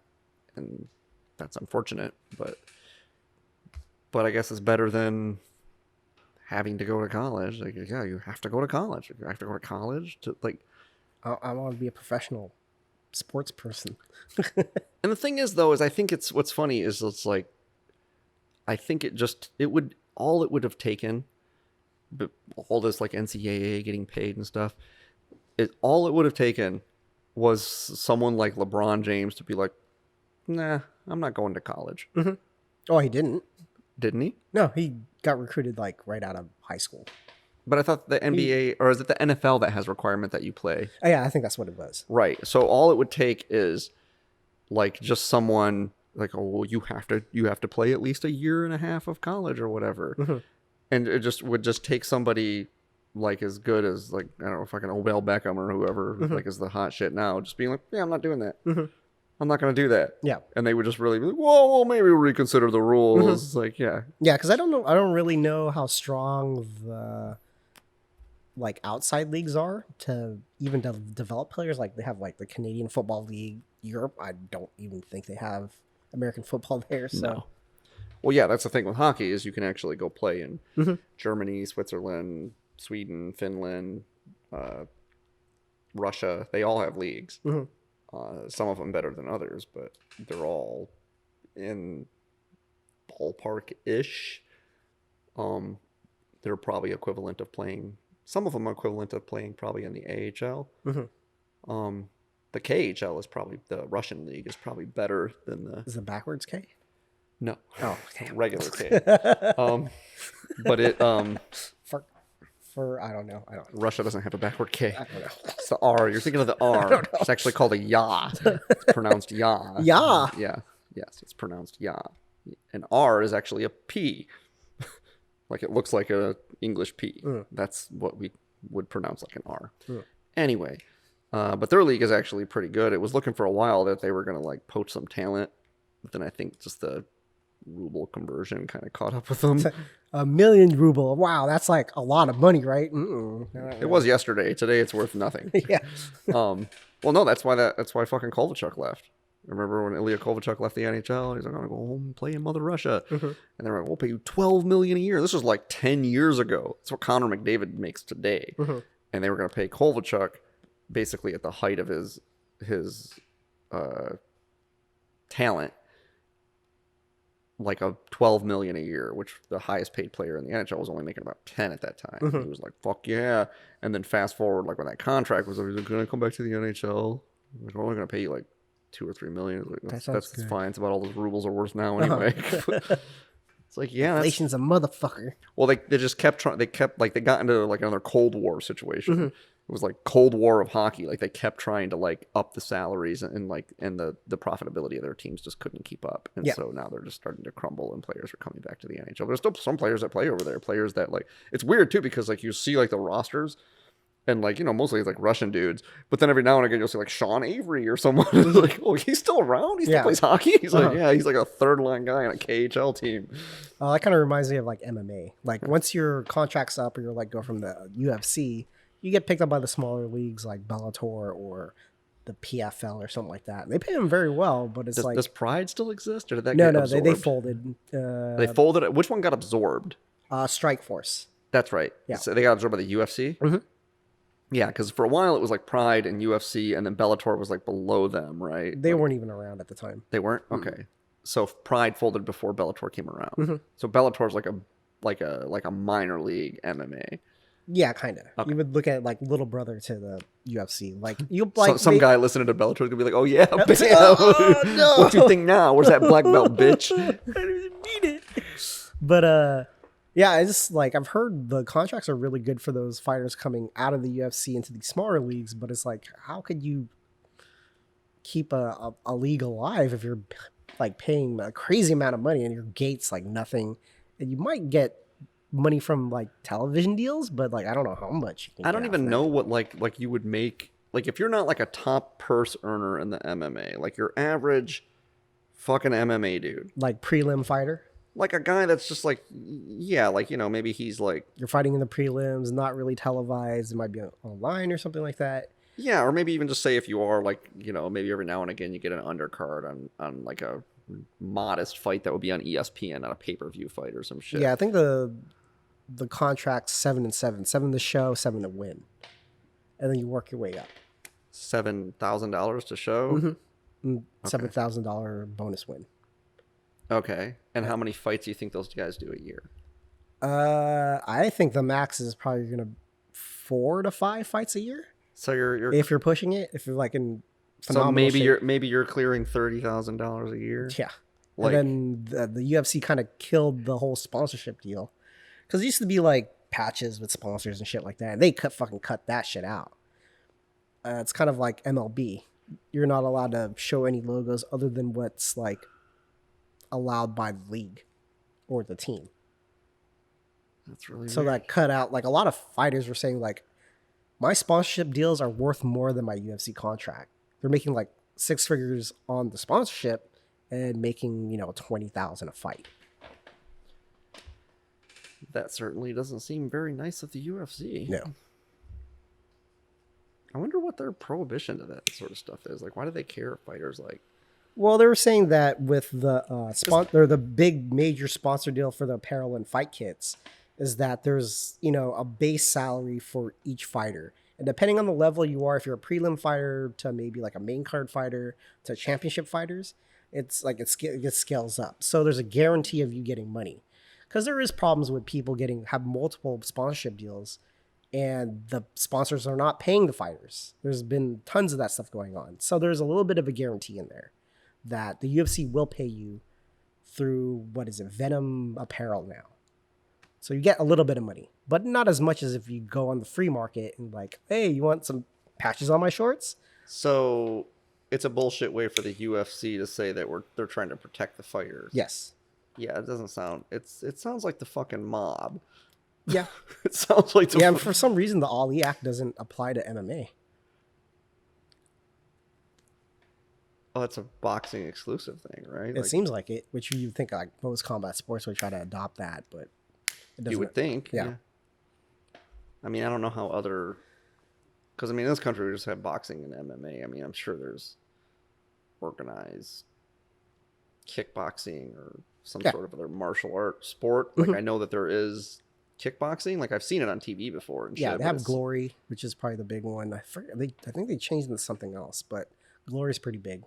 Yeah.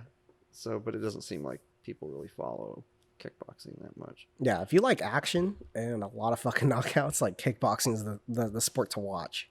There's a lot of fucking action in there. Yeah, I enjoy it. It's just hardly ever on the television, so it's like, That's the thing. The exposure is pretty low. Yeah. I wonder why that is. I wonder if people just don't have like an appetite for it. Yeah, I don't know. It's weird. It's It's like if it's the same thing with like wrestling. You don't really see like. yeah. Well, there isn't any pro wrestling leagues, is there? They tried to do that a while ago, but it just didn't. Like, it's very niche. Yeah, because the thing is, like, like the whole thing of kickboxing not being a thing in the U.S. is like, people like MMA, but for the most part, like the casual fans don't really know what's going on the like grappling wise, and so sometimes you'll hear a lot of people like in the broadcast they're booing when there's stuff happening on the ground. It's like, why don't you just watch kickboxing? It's like everything you want in MMA, but it's all stand up, and you understand the rules if you watch boxing. Yeah. What I'm trying to think because there's no elbowing in kickboxing. And Yeah, like in Glory kickboxing, there's no elbows. Yeah, and then there's- like the clinches are limited to one hand instead of two-handed like Thai boxing. Yeah. Yeah, and they, Jesus, I'm popular tonight. What's a mallet? And there's some regulations on knees too, right? Like you can't knee to the face or something. I don't remember. Because there's a difference between like what we Like look Muay at. Thai and Yeah, like kickboxing. Muay Thai, like Yeah. Thai kickboxing Mhm. is different than. And I used to know a guy that did Muay Thai, and so he explained I used to play hockey with him, and It's fucking clinch you up and just fucking beat the shit out of you. no, Take its elbow. nah, we went to school together. Super cool dude too. He's like one of the most awesome voices ever. Like this super like deep like Barry White fucking voice. Oh, yeah? Yeah. Hey y'all. Yeah. He just had like his voice like this. You know, like he's always talking like, "Hey, what's up, dude? How you It's like, doing? hey. Looking pretty good on the ice there tonight." It was like this like 17-year-old dude had a fucking voice like this, man. And so Do I he take my clothes off now or later? I don't even know what's going yeah, on. he's just like, yeah, he was just like, he just had this awesome voice. And then and like when he got a little older, like he had like his fucking really dope dreadlocks. So he'd take off his helmet, like shake out all his fucking dreadlocks, just like mist that's of pretty fucking dope. sweat. It's like this big dude. It's like, yeah, kind of looked like kind of like had the same like mop like Anson Carter used to have. He really liked Anson Carter. He was like the big black guy in the NHL at the time, okay. so he was like really into Anson Carter. But yeah, he did Muay Thai too, and he explained the differences to me one time when we were at open skate. It was like we were putting on our skates. You fucking do Muay Thai. Explain the differences to me. And I forgot them, but I know that was one of them. Was that elbowing? But yeah, I mean, mostly it's the same shit. It's mostly the same. Yeah, it's a little toned down versus like actual Muay Thai. So, yeah, if there's anything on, Did you see? He came over the top of the elbow in my eye. What is going on here? Got any other news? Yeah. Did you hear that Subway? You did. Yeah. Subway's tuna is not tuna, and my old lady told me this, and I thought I was like, no, it is. I've seen it.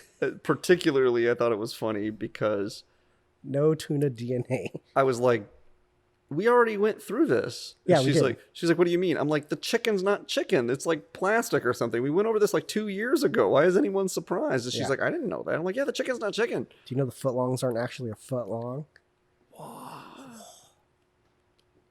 I set it in my lap. It looks a foot long. I'm like, it looks like that's how long it is. I don't got much to gear it against. Is it like a foot long? They put like fucking quotations around it. foot Foot long. long. Yeah. Yeah. It's What is Gary's foot. it? Yeah, it's Gary's foot. How's it going?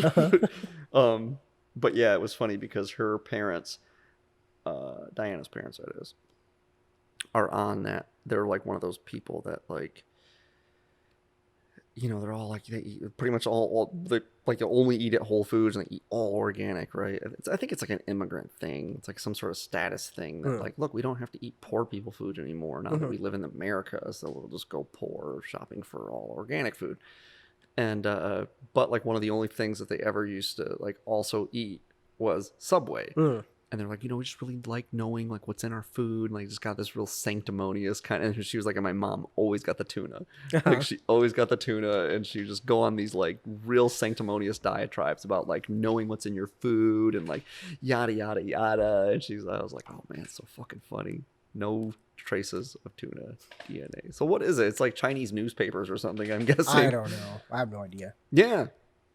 Who fucking cares? Like, Does that taste good? It tastes like what you think tuna tastes like. Sure. Tangy.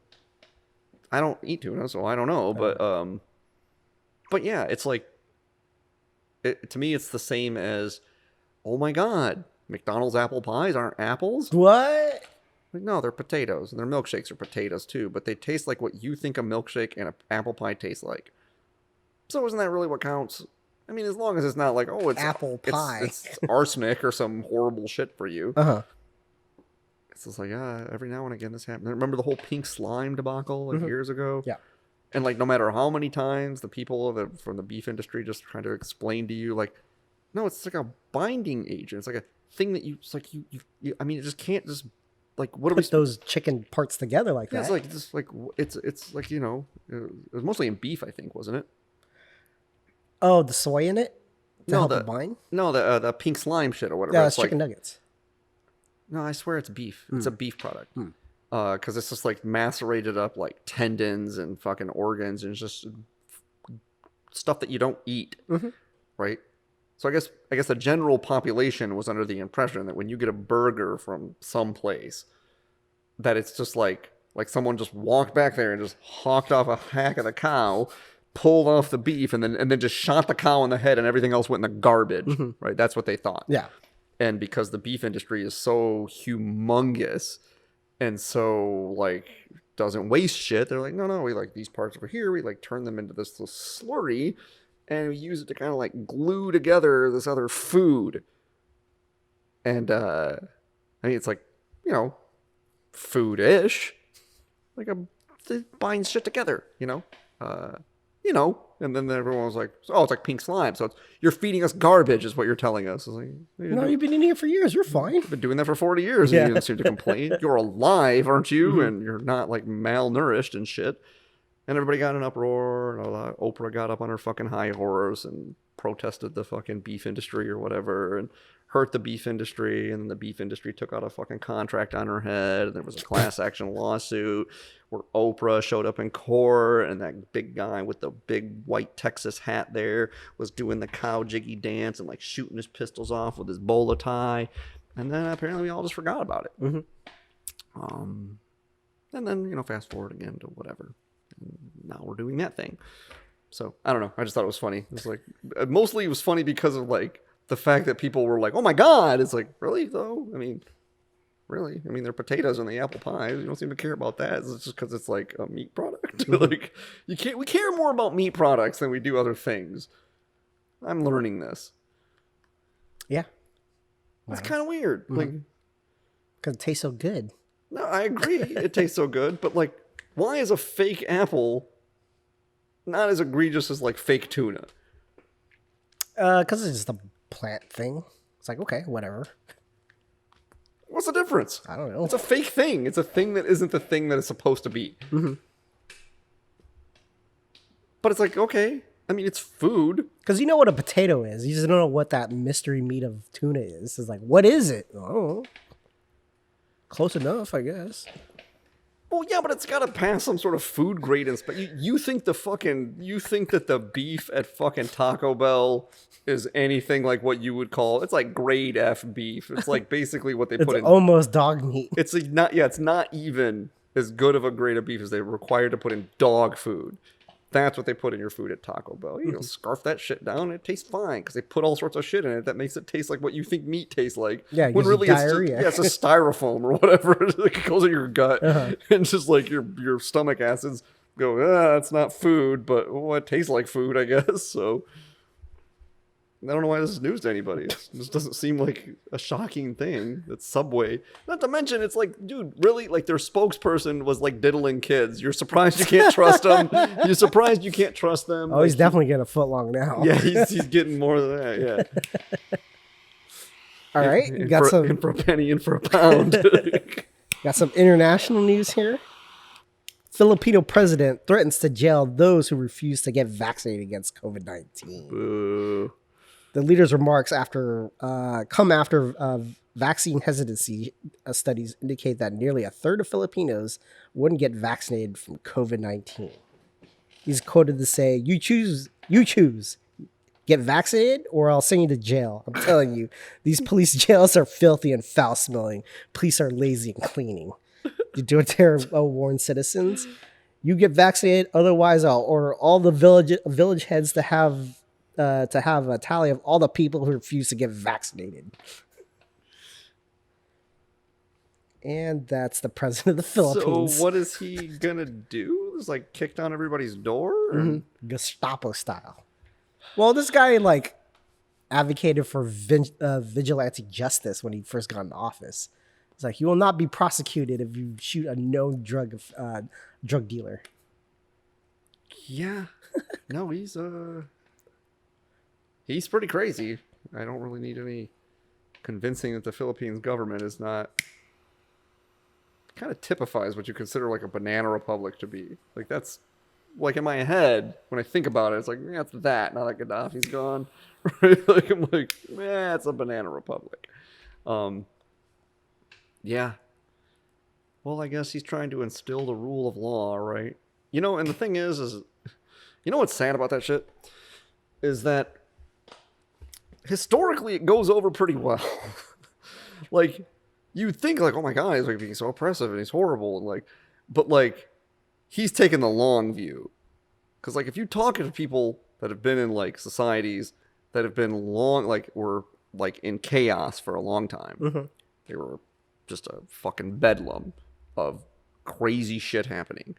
And then some crazy dictator comes in and he's got all these like super fascist laws where he just controls everything. And everybody's like, oh my God, he's so oppressive. And then like you fast forward like 20, 30, 40, 50 years and you like ask the population like, hey, what do you think about that guy? And they're like, he cleans shit up around here. That Mao guy's really good. Yeah.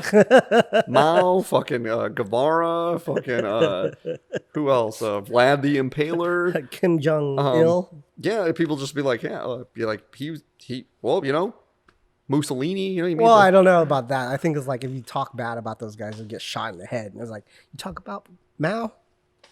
We don't like that. We'll shoot you. We'll send you to re-education camp. How long has he been dead now? Mao? Yeah. I don't know. What, 50, 60 years? Yeah. Yeah. And people still talk about him. Papa Mao, that's what they call him. Yeah. Well, because they're brainwashed. If you talk bad about the government, they're going to fucking send you somewhere. I guess. But I don't know. I mean, like, what about Vlad? You know, like people talk about like a rule with an iron fist, and all of a sudden people are like, I don't know. Hey, you shut up. You shut up. Sure, but like, what about Vlad the Impaler? Why do Romanians think he was such a good dude? Do they? Yes. Oh, okay. He protected the borders. Oh, okay. He instilled law in an otherwise chaotic land. Mm-hmm. Sure, he was harsh and horrible, Mm-hmm. but people didn't fuck with him, right? Like the whole analogy, like Diana's like, oh, there used to be this fable in Romania that like back in Vlad the Impaler's day, like when he was reigning, you would be going from like one town to another. And at some point along that route in the town, there would be like a well, like a fountain in the middle of the road. Mm-hmm. And typically there would be like on a string, there would be a cup for you to stop in water, hydrate yourself. And he's like, so the legend goes that Vlad the Impaler put gold jewel encrusted cups on all of these fountains throughout on like every road. Just like what would just be like a fortune for a regular person as a way to like communicate to the masses that they were safe. Mm-hmm. Because the thinking went that if you came upon it and it was there and you saw that it was there, others had come upon it and saw that it was there, Mm-hmm. and no one took it. Mm-hmm. And that's how afraid everybody was of this guy, that there would be no one around And there'd be this thing that would just like, it'd be like if you found a suitcase with like $400,000 in it. Yeah. And you just like left it there because you knew if you took it, it would be very bad for you. So apparently this made people feel very safe. They knew the road was safe. No one's like, if no one took the cup, no one's going to fuck with them. And so they just march along the jolly road and go to their shithole, destitute town and die of dysentery. And they were happy about that, apparently, because that's how Romanians roll, I guess. But no, they don't like all this, you know, Count Dracula shit with him. Fucking freedom. It's just fucking propaganda against him, you know? Didn't he literally... It's the liberal media talking shit about Vlad. How dare you? Yeah. You know, they kind of just have like this, like, oh, like, that was wartime, you know? That's what you did to people back then. You know, boys will be boys. You impaled them and drank their blood. Like, that's just not anything new. It's like judging George Washington for having slaves, for Christ's sake. You can't do it. He was a byproduct of his time. Or whatever. But this is the way they look at it, you know? It doesn't make any sense, but, like, I don't know. But I mean, yeah, I'm sure part of it is that they're just fucking brainwashed and they're just like the specter of fucking Mao is still like, you know, he's good. He's very good. He's like, here is he? Yeah. Yeah, it's like the next people coming into the party that they see like how successful it is to just rule people with an iron fist. Of course, they're going to keep on continuing that tradition of just fucking just putting people down and just Fisting people. Fisting people with their iron fist. And you're gonna like it because it's the way it's always been. Speaking of totalitarianism, which always seems to creep into our conversation somehow. You bring it up. Yes. Well, it's a topic I'm interested in.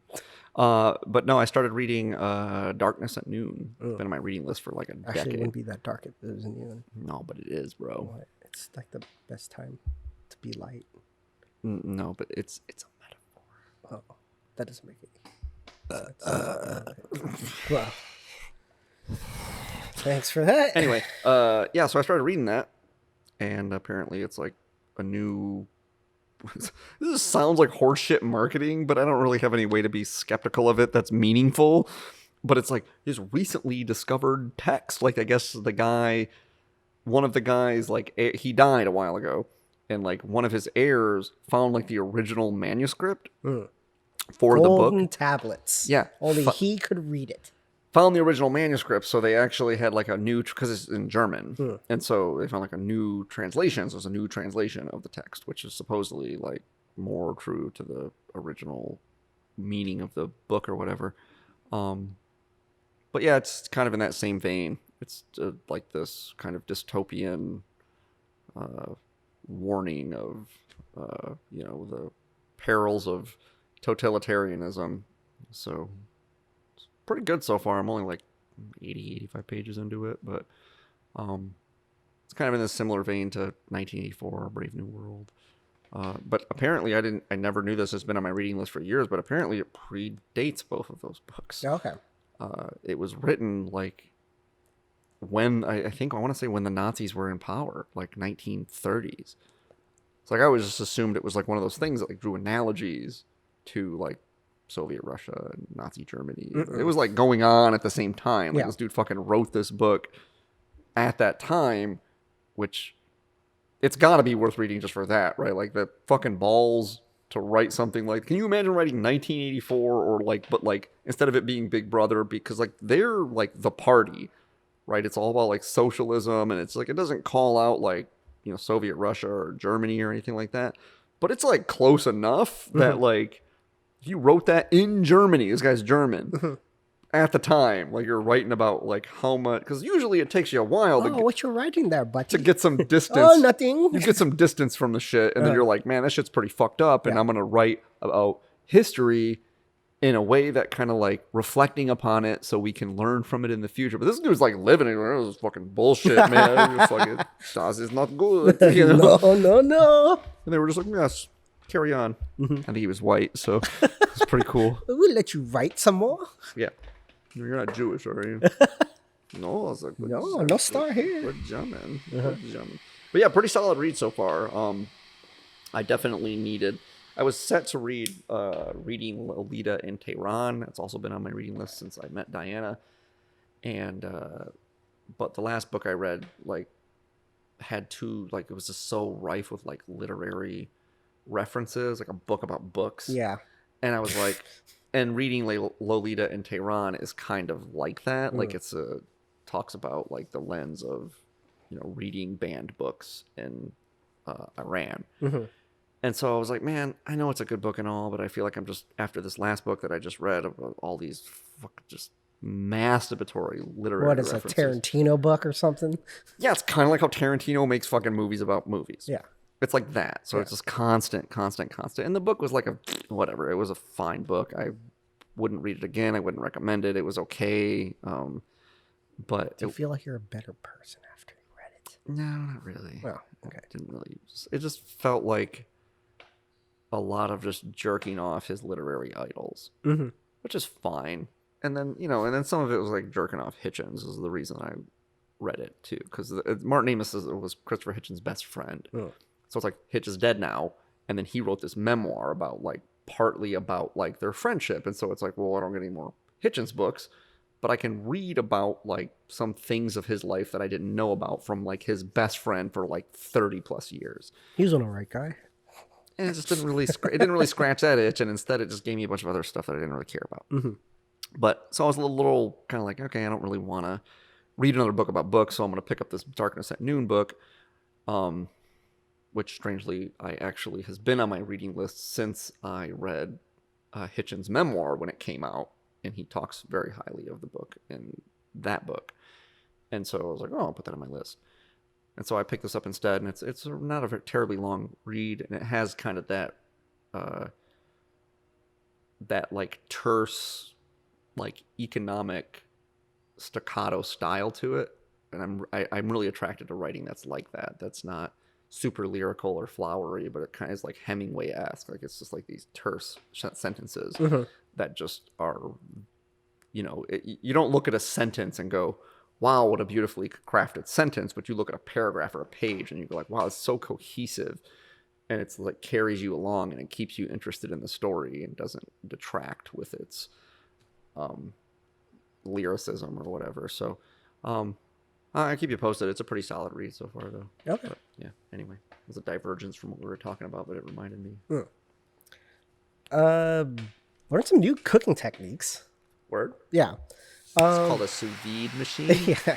I don't know if you heard about this sous vide machine, but it's pretty awesome. Yeah.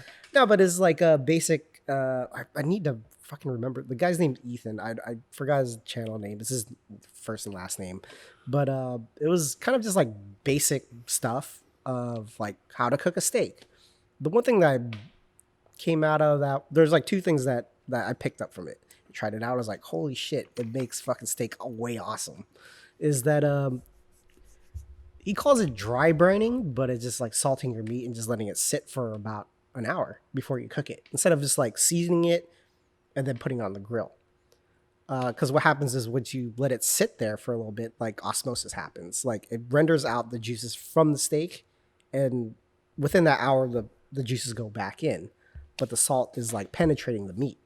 So when you're eating the steak, it's like almost, instead of getting that first top layer of salt and seasoning, the whole steak is seasoned. And it's a pretty interesting kind of effect. It's like, whoa, it makes it like 10 times better. That's a bold statement. 10 times better, maybe double good, but 10 times? It's pretty fucking good, dude. It's like, oh shit, I was cooking steak wrong. How does that work for sous vide? Because the thing is like, because you're cooking it for such a long time, like an hour plus, is this you need to just salt it and just keep it in the bag. You're fine. Because it's basically doing the same thing. It's just like... But isn't that like what it's doing? It's brining with the juices too. But isn't that what it's doing? Isn't it brining when you put it in the sous vide machine? Yeah. Yeah, but I'm talking about like not doing it sous vide. But you're kind of doing it in sous vide anyway, so it's the same thing. Oh, okay. That's what I was saying. Is like you're saying if you're just going to do a sear on it. Because I was like saying you want it to steep in that before you sear it, right? Yeah. Like, because you're... At that point, like it's like you're creating like this crust on the outside. Yeah. But I was gonna say, isn't that effectively what you do if you salt it before you put it in the sous vide machine, like I do? Maybe that's part of the reason it tastes so much better in the fucking sous vide machine. And my mouth just filled up with water all of a sudden. And the game changer too is like, instead of using like olive oil to like coat your steak or even chicken too, use mayonnaise.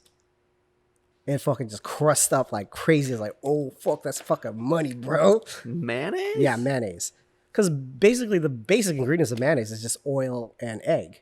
And the thing about it is like a little bit more viscous than oil. So it sticks to the steak or any of the protein in the chicken. Just put it in the pan. Yeah, but this is the same thing will happen. Is that when you cover it, the also benefit of having it with mayonnaise is that when you're putting seasoning on there, it'll stick better. So this is kind of like just congealed onto the protein. And then it just browns up way better. You get a better crust. So would you do that after you take it out of the sous vide machine before you? Yeah, put it on the So on you the would pan. season it, put it in the sous vide machine, take it out, put the mayonnaise on it, sear it. Yep. Pat your meat dry. Yeah, And then add the mayonnaise. Yeah. Just a little bit, and then just it'll crust up real nice. Pro tip. It doesn't make a mess on the skillet. No, because it just turns into oil after. Oh. Give it a try. Wouldn't have thought that. Give it a I try. never would have thought. I don't think about mayonnaise for most things. Yeah, I wouldn't either. Because I've heard of it. I was like, what does it do? No one really. It just makes it better. Like, okay. The guy just broke it down. I was like, oh shit, son, that's dope. Food science, motherfuckers. Food science. And I guess if you want to get really like scientific about how much salt you put in it, it's usually about 1.5% to the non-cooked protein by weight. So if you have a 10-ounce steak, you want 1 ounce of salt? Oh, that would be 10%. That'd be 10%. 1%. Yeah, I was gonna say, 1.5%. That seems like a lot. Yeah. Like, Yeah. Okay. So. Huh. Give it a try. I don't know that I'm that exacting with how much salt. Well, the thing is, like, people just freak out. Like, how much fucking salt do you put in there? It's like, you just want to coat it, like a nice coating of it, not like a thick crust of it. Yeah, Yeah. I just turn the thing until because there's a good coverage. It spits out like a little. Yeah. I just do that until I've covered the whole steak. Yeah. That seems about right. Yeah. I don't like oversalted meat any more than I like undersalted meat. So It's good. It's good. would you do that? But you would just use the pepper, right? Yeah, you usually Or just the salt, not the pepper. I mean, the salt, because the thing with like adding like pepper or any kind of herbs, because there'll be a tendency when you're searing that you're gonna burn the pepper. That's why you wouldn't want to do that. Kind of do it after. oh, I say, I mean, I don't use a ton of pepper though. Yeah. And I usually have it pretty finely ground. Otherwise, yeah, you get those whole peppercorns on there, it'll smoke up and it fucking tastes like shit. Yeah. Now I kind of want steak. I tell you, I made egg bites in the sous vide machine. I got little molds for them. Oh yeah, how'd that Made go? egg bites. The molds are a little too small, so it's like you kind of got to eat like 2 or 3 of them if you. But I think I need to. I didn't have shredded cheese, so what I did is I put slices of cheese in the food processor with the eggs and blended it all up. But then basically I didn't think about the fact that what that did is it made it all the pieces of egg settled down at the bottom. And then so when the last couple ones had a ton of cheese in them and then the other ones didn't have as much. So I think what I need to do is blend the eggs and the spices and everything together and then just put a little sprinkle of shredded cheese like I do, a little sprinkle. I chop the bacon up and everything and cook that ahead of time and then just sprinkle a little bit in each cup. And then I've also fucked up because I have 2 molds and there's 7 cups in each mold. And I didn't have enough to fill the second mold entirely. And I was like, that's okay. I'll just do 12 of them or whatever instead of 14. Can you see where this is going and why this is a problem already? So I go to put it in there and it did not dawn on me that the other ones are empty. So they are full of air. When I seal the thing on top, they are full of air, which means that they're buoyant. And they don't want to fucking sit down in the goddamn water to cook. And the things that sit on the top are not exactly airtight or anything. So I'm I got to put something on top of them to hold them down. And then it's all sloshing around and some of the fucking and the water's getting all goopy and gross. So lesson learned there, hopefully they turn out better. I think the eggs turned out too, Giant was they're too firm or something. I think it was because I didn't have any milk, and so I just used like a little bit of heavy whipping cream, and apparently that was like too much. Okay, weird. Because like that's how you get your eggs really fluffy. If you like that's fluffy that's eggs. what I was gonna say. Yeah. But apparently she thought that it was like too, I don't know, like too fluffy or too textured or whatever, and like not eggy enough. So I gotta use milk this time. But no, it turned out all right, I guess. I just haven't really been experimenting with the sous vide after that. That didn't go so well. Like, but you know, I kept them in the fridge, but I don't know how long they keep in the fridge because I just like ate all of them like in like 2 days. Well, they're just like this big, you know, like this, like about that big. Yeah, I do like, you know, the egg bites from like Starbucks and stuff like that, but it's not filling. It's like you have to order a shit ton of them. Yeah. And that's kind of like, but that's the thing though, is it's like, I'm not really the kind of person that wants like a heavy breakfast usually. Like that's enough, like 2 or 3 of those little egg bites. I will say though that you kind of miss out on like, cause they put them in the toaster there and it gets that kind of brown, like, crisp on the eggs on the outside. You do miss out on that. I mean, I guess I could, I don't know, put them in on a fry pan or something. It just seems like extra work that I'm not into, but yeah, you pop them in the microwave for like 25, 30 seconds. They just come out just tasting more or less like they do at Starbucks. They're not the little pucks though. They're more like a flat on top in this kind of like Christmas bulb shape or something. Yeah. So it was all right. I don't know. I also saw an interesting thing too with cooking different cuts of steak, the chuck, because you're not really into like the fattier cuts of meat, right? You're not really a ribeye guy. I got some. You're more of like a filet mignon. It's not that I don't like. It's just I'm more finicky about. I don't like. You know when you peel apart and there's like that fucking membrane of fat in the middle, like or like there's a piece of gristle. It's like it'll ruin my whole fucking steak experience, like of eating it. Yeah, I eat around it. I'm like fine with it. Yeah, it just doesn't. But like I had some. I cooked a ribeye in the sous vide machine. Because I have ribeyes from Butcher Box, and they're not gigantic ribeyes either. They're like 12-ounce ribeyes, and so that it turned out pretty good because the sous vide machine kind of like does its thing. It does its thing, and then it liquefies, and it's like if it's a good cut of meat, then it'll do that. But like I think it's probably just that like I haven't had a lot of like prime ribeye or really good ribeye, and it's like when you get like low end and it's like too much. Yeah. But yeah, with the trick with that cut, the chuck, is what you want to do is cook it in the sous vide for about 24 hours because it kind of congeals and change the fat, kind of breaks down kind of the gristle in it, so the texture is kind of like, from what I've seen, I haven't done it yet, where it's kind of very similar to a ribeye. So I was like, that's good. I don't know what the chuck is like the butt. I don't know where the cut, because there's different, like within that muscle of the chuck, there's like different parts of the muscle. So it's not like one thing like a ribeye or a fillet, it's just one piece. It's more like a porterhouse. Yeah, more like that, but not the best part of it. Right, yeah. Yeah. I want to get my hands on like a ribeye cap. That looks good. It's all fatty and marbled and all that stuff. And there's only one or two of them in a cow. I think they have them on Butcher Box. I think it's definitely like a fat cap. I don't remember if it's a ribeye. I would imagine that it's called like the ribeye cap, I think, or it might be called the fat cap or something. Yeah, it just has that whole like. It's like a butcher's cut. That's the thing they take. Yeah, it's like I'm taking this. I don't get what the benefit would be because that doesn't all like liquefy. It has a flavor, bro. That's the beefiness. Okay. It's like the backstrap of like on a pig, you get the backstrap. Well, I guess there's that on a cow too, isn't there? The tenderloin. Yeah, that's the tenderloin. Yeah. Yeah. Tenderloin. It's not that pork tenderloin. Pork tenderloin is so fucking good. Pretty good. So good. Little medallions. Yeah, I don't like.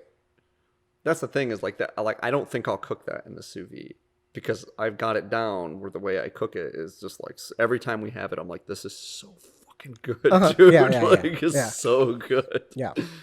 I'm using the recipe I was showing you. You're just like, Yeah. yeah, the Diablo one. Yeah. Yeah, that's the one I use. That's a good, like, the first time I've had is like, I don't think there's any reason to look for any recipes other than this one. Nope. This one's good. Because it just kind of like, Get that pan sauce. just that little bit of sauce. Like it's just like enough to give it a little bit of flavor, but still like a good, you get like the flavor from the tenderloin too. Yeah. And like It's now, like umami bomb, dude. It's like, yeah, like the first time I cooked it, the sauce was too thin. And then the second time I cooked it, the sauce was perfect.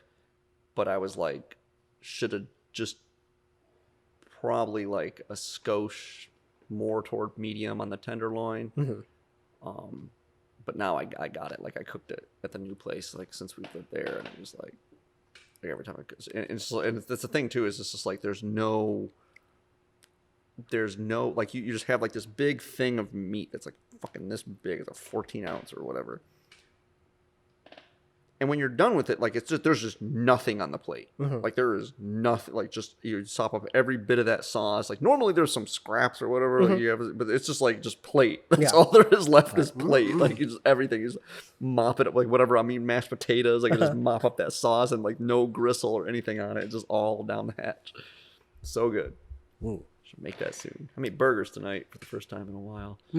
Keep overcooking my burgers, man. What am I doing? I don't fucking understand. Burgers are too thin, I guess. Fucking no. Because I don't sous vide the burgers. I don't see the point. oh, have you tried doing like a smash technique, like putting the ball in? They come in patties already. Oh, they do. Okay. I think that's what it is. I think since they've been coming in patties. Like they went from having like one size patty to another size patty, and I got good at cooking the other size patty, and now these ones are like wider and thinner, like more bun sized, which is actually good because you want like a bun sized fucking burger, right? It's nothing more annoying than like a burger that's like this big and your bun's this big and it's this tall, you know, and you're like, okay, it kind of works, but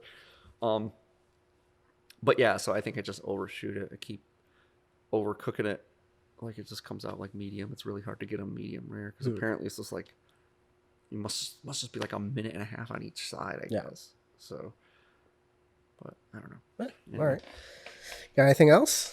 No, I think that was all the bases and news, and hockey, and what do you think of the Temporino? No, it's good. Nothing really pops in my head. I don't sound certain of that. It's good. I don't know. I really liked it. I was like, this is pretty good. But I don't know. I like Corojos. I think I like Corojos more than you. Maybe. I think it's the thing. It's like Corojos. Like some of my favorite cigars are Corojos. What are you smoking? I'm smoking a Tricky Traca. All right. It's like some spirit or something. Some sort of malicious spirit. Isn't that what that is? Well, I have no idea. I think it is. I think it's some sort of malicious spirit. Anyway. Yeah, man. Tricky Traca. Tricky Traca. Everything will not be IRA. No. Anyway, what else you got? I think that does it for me. Any idea what you want to review for cigars next week? Yeah, I didn't really put much thought into it this week. I just kind of grabbed a smattering of shit. But I don't know. Well, I guess we didn't smoke it on the podcast. We could review. We could do a second go of that Pichardo, Connecticut that you smoked last night. By the way, I was wrong. Remember, I said that other Pichardo that we smoked the Maduro first, and then I said a Habano. It's not. It's a Sumatra. Oh, okay. It's a Sumatra. But the Sumatra is fucking good. And the Pichardo Maduro is pretty solid. That's a solid line. And then the Connecticut I thought was pretty good. Yeah. I think I like the Sumatra the most. But I've smoked each of the other two twice, and I've only smoked one of the Connecticut. So I'll give the Connecticut a second try because the Sumatra I was underwhelmed with the first time. We'll smoke each of them twice, and then maybe we'll just review the whole Pichardo line, talk about it. Yeah, why not? Because I don't know. It's I think it's who is it that makes it? Ace Prime, I want to say. I don't know. You sell it. I don't. Yeah. Oh, you'd never even heard of it before? No. Oh. Yeah, it's pretty good stuff. Yeah, solid line. Yeah. I definitely would recommend. Yeah, because they make some other stuff. I have a couple of like the Luciano, I think is them.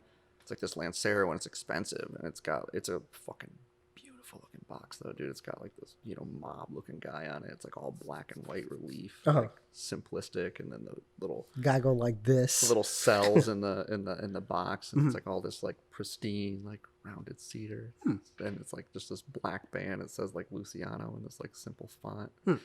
Nice like sheen on the cigars, Lancero. They're nice looking cigars, but I was like $20. Oh. But I did a at cost purchase. I think I might have got 2 of them. If I have 2 of them in my locker, like I'll bring that. It's the same company. Okay. I'll bring that. If not, we'll review the Pichardo Maduro. But yeah, I haven't smoked that Luciano yet. Everyone's like, it's really good. And I'm like, fuck, it should be good. It's $20. Yeah. I got an at cost order on them, and I put it on my account, so I didn't pay for it out of pocket. So it was like, oh, it doesn't hurt then. So it's good. But yeah. All right, look out for that review for next week. Hopefully, Look out for it. Be aware. Yeah, be aware. Be aware.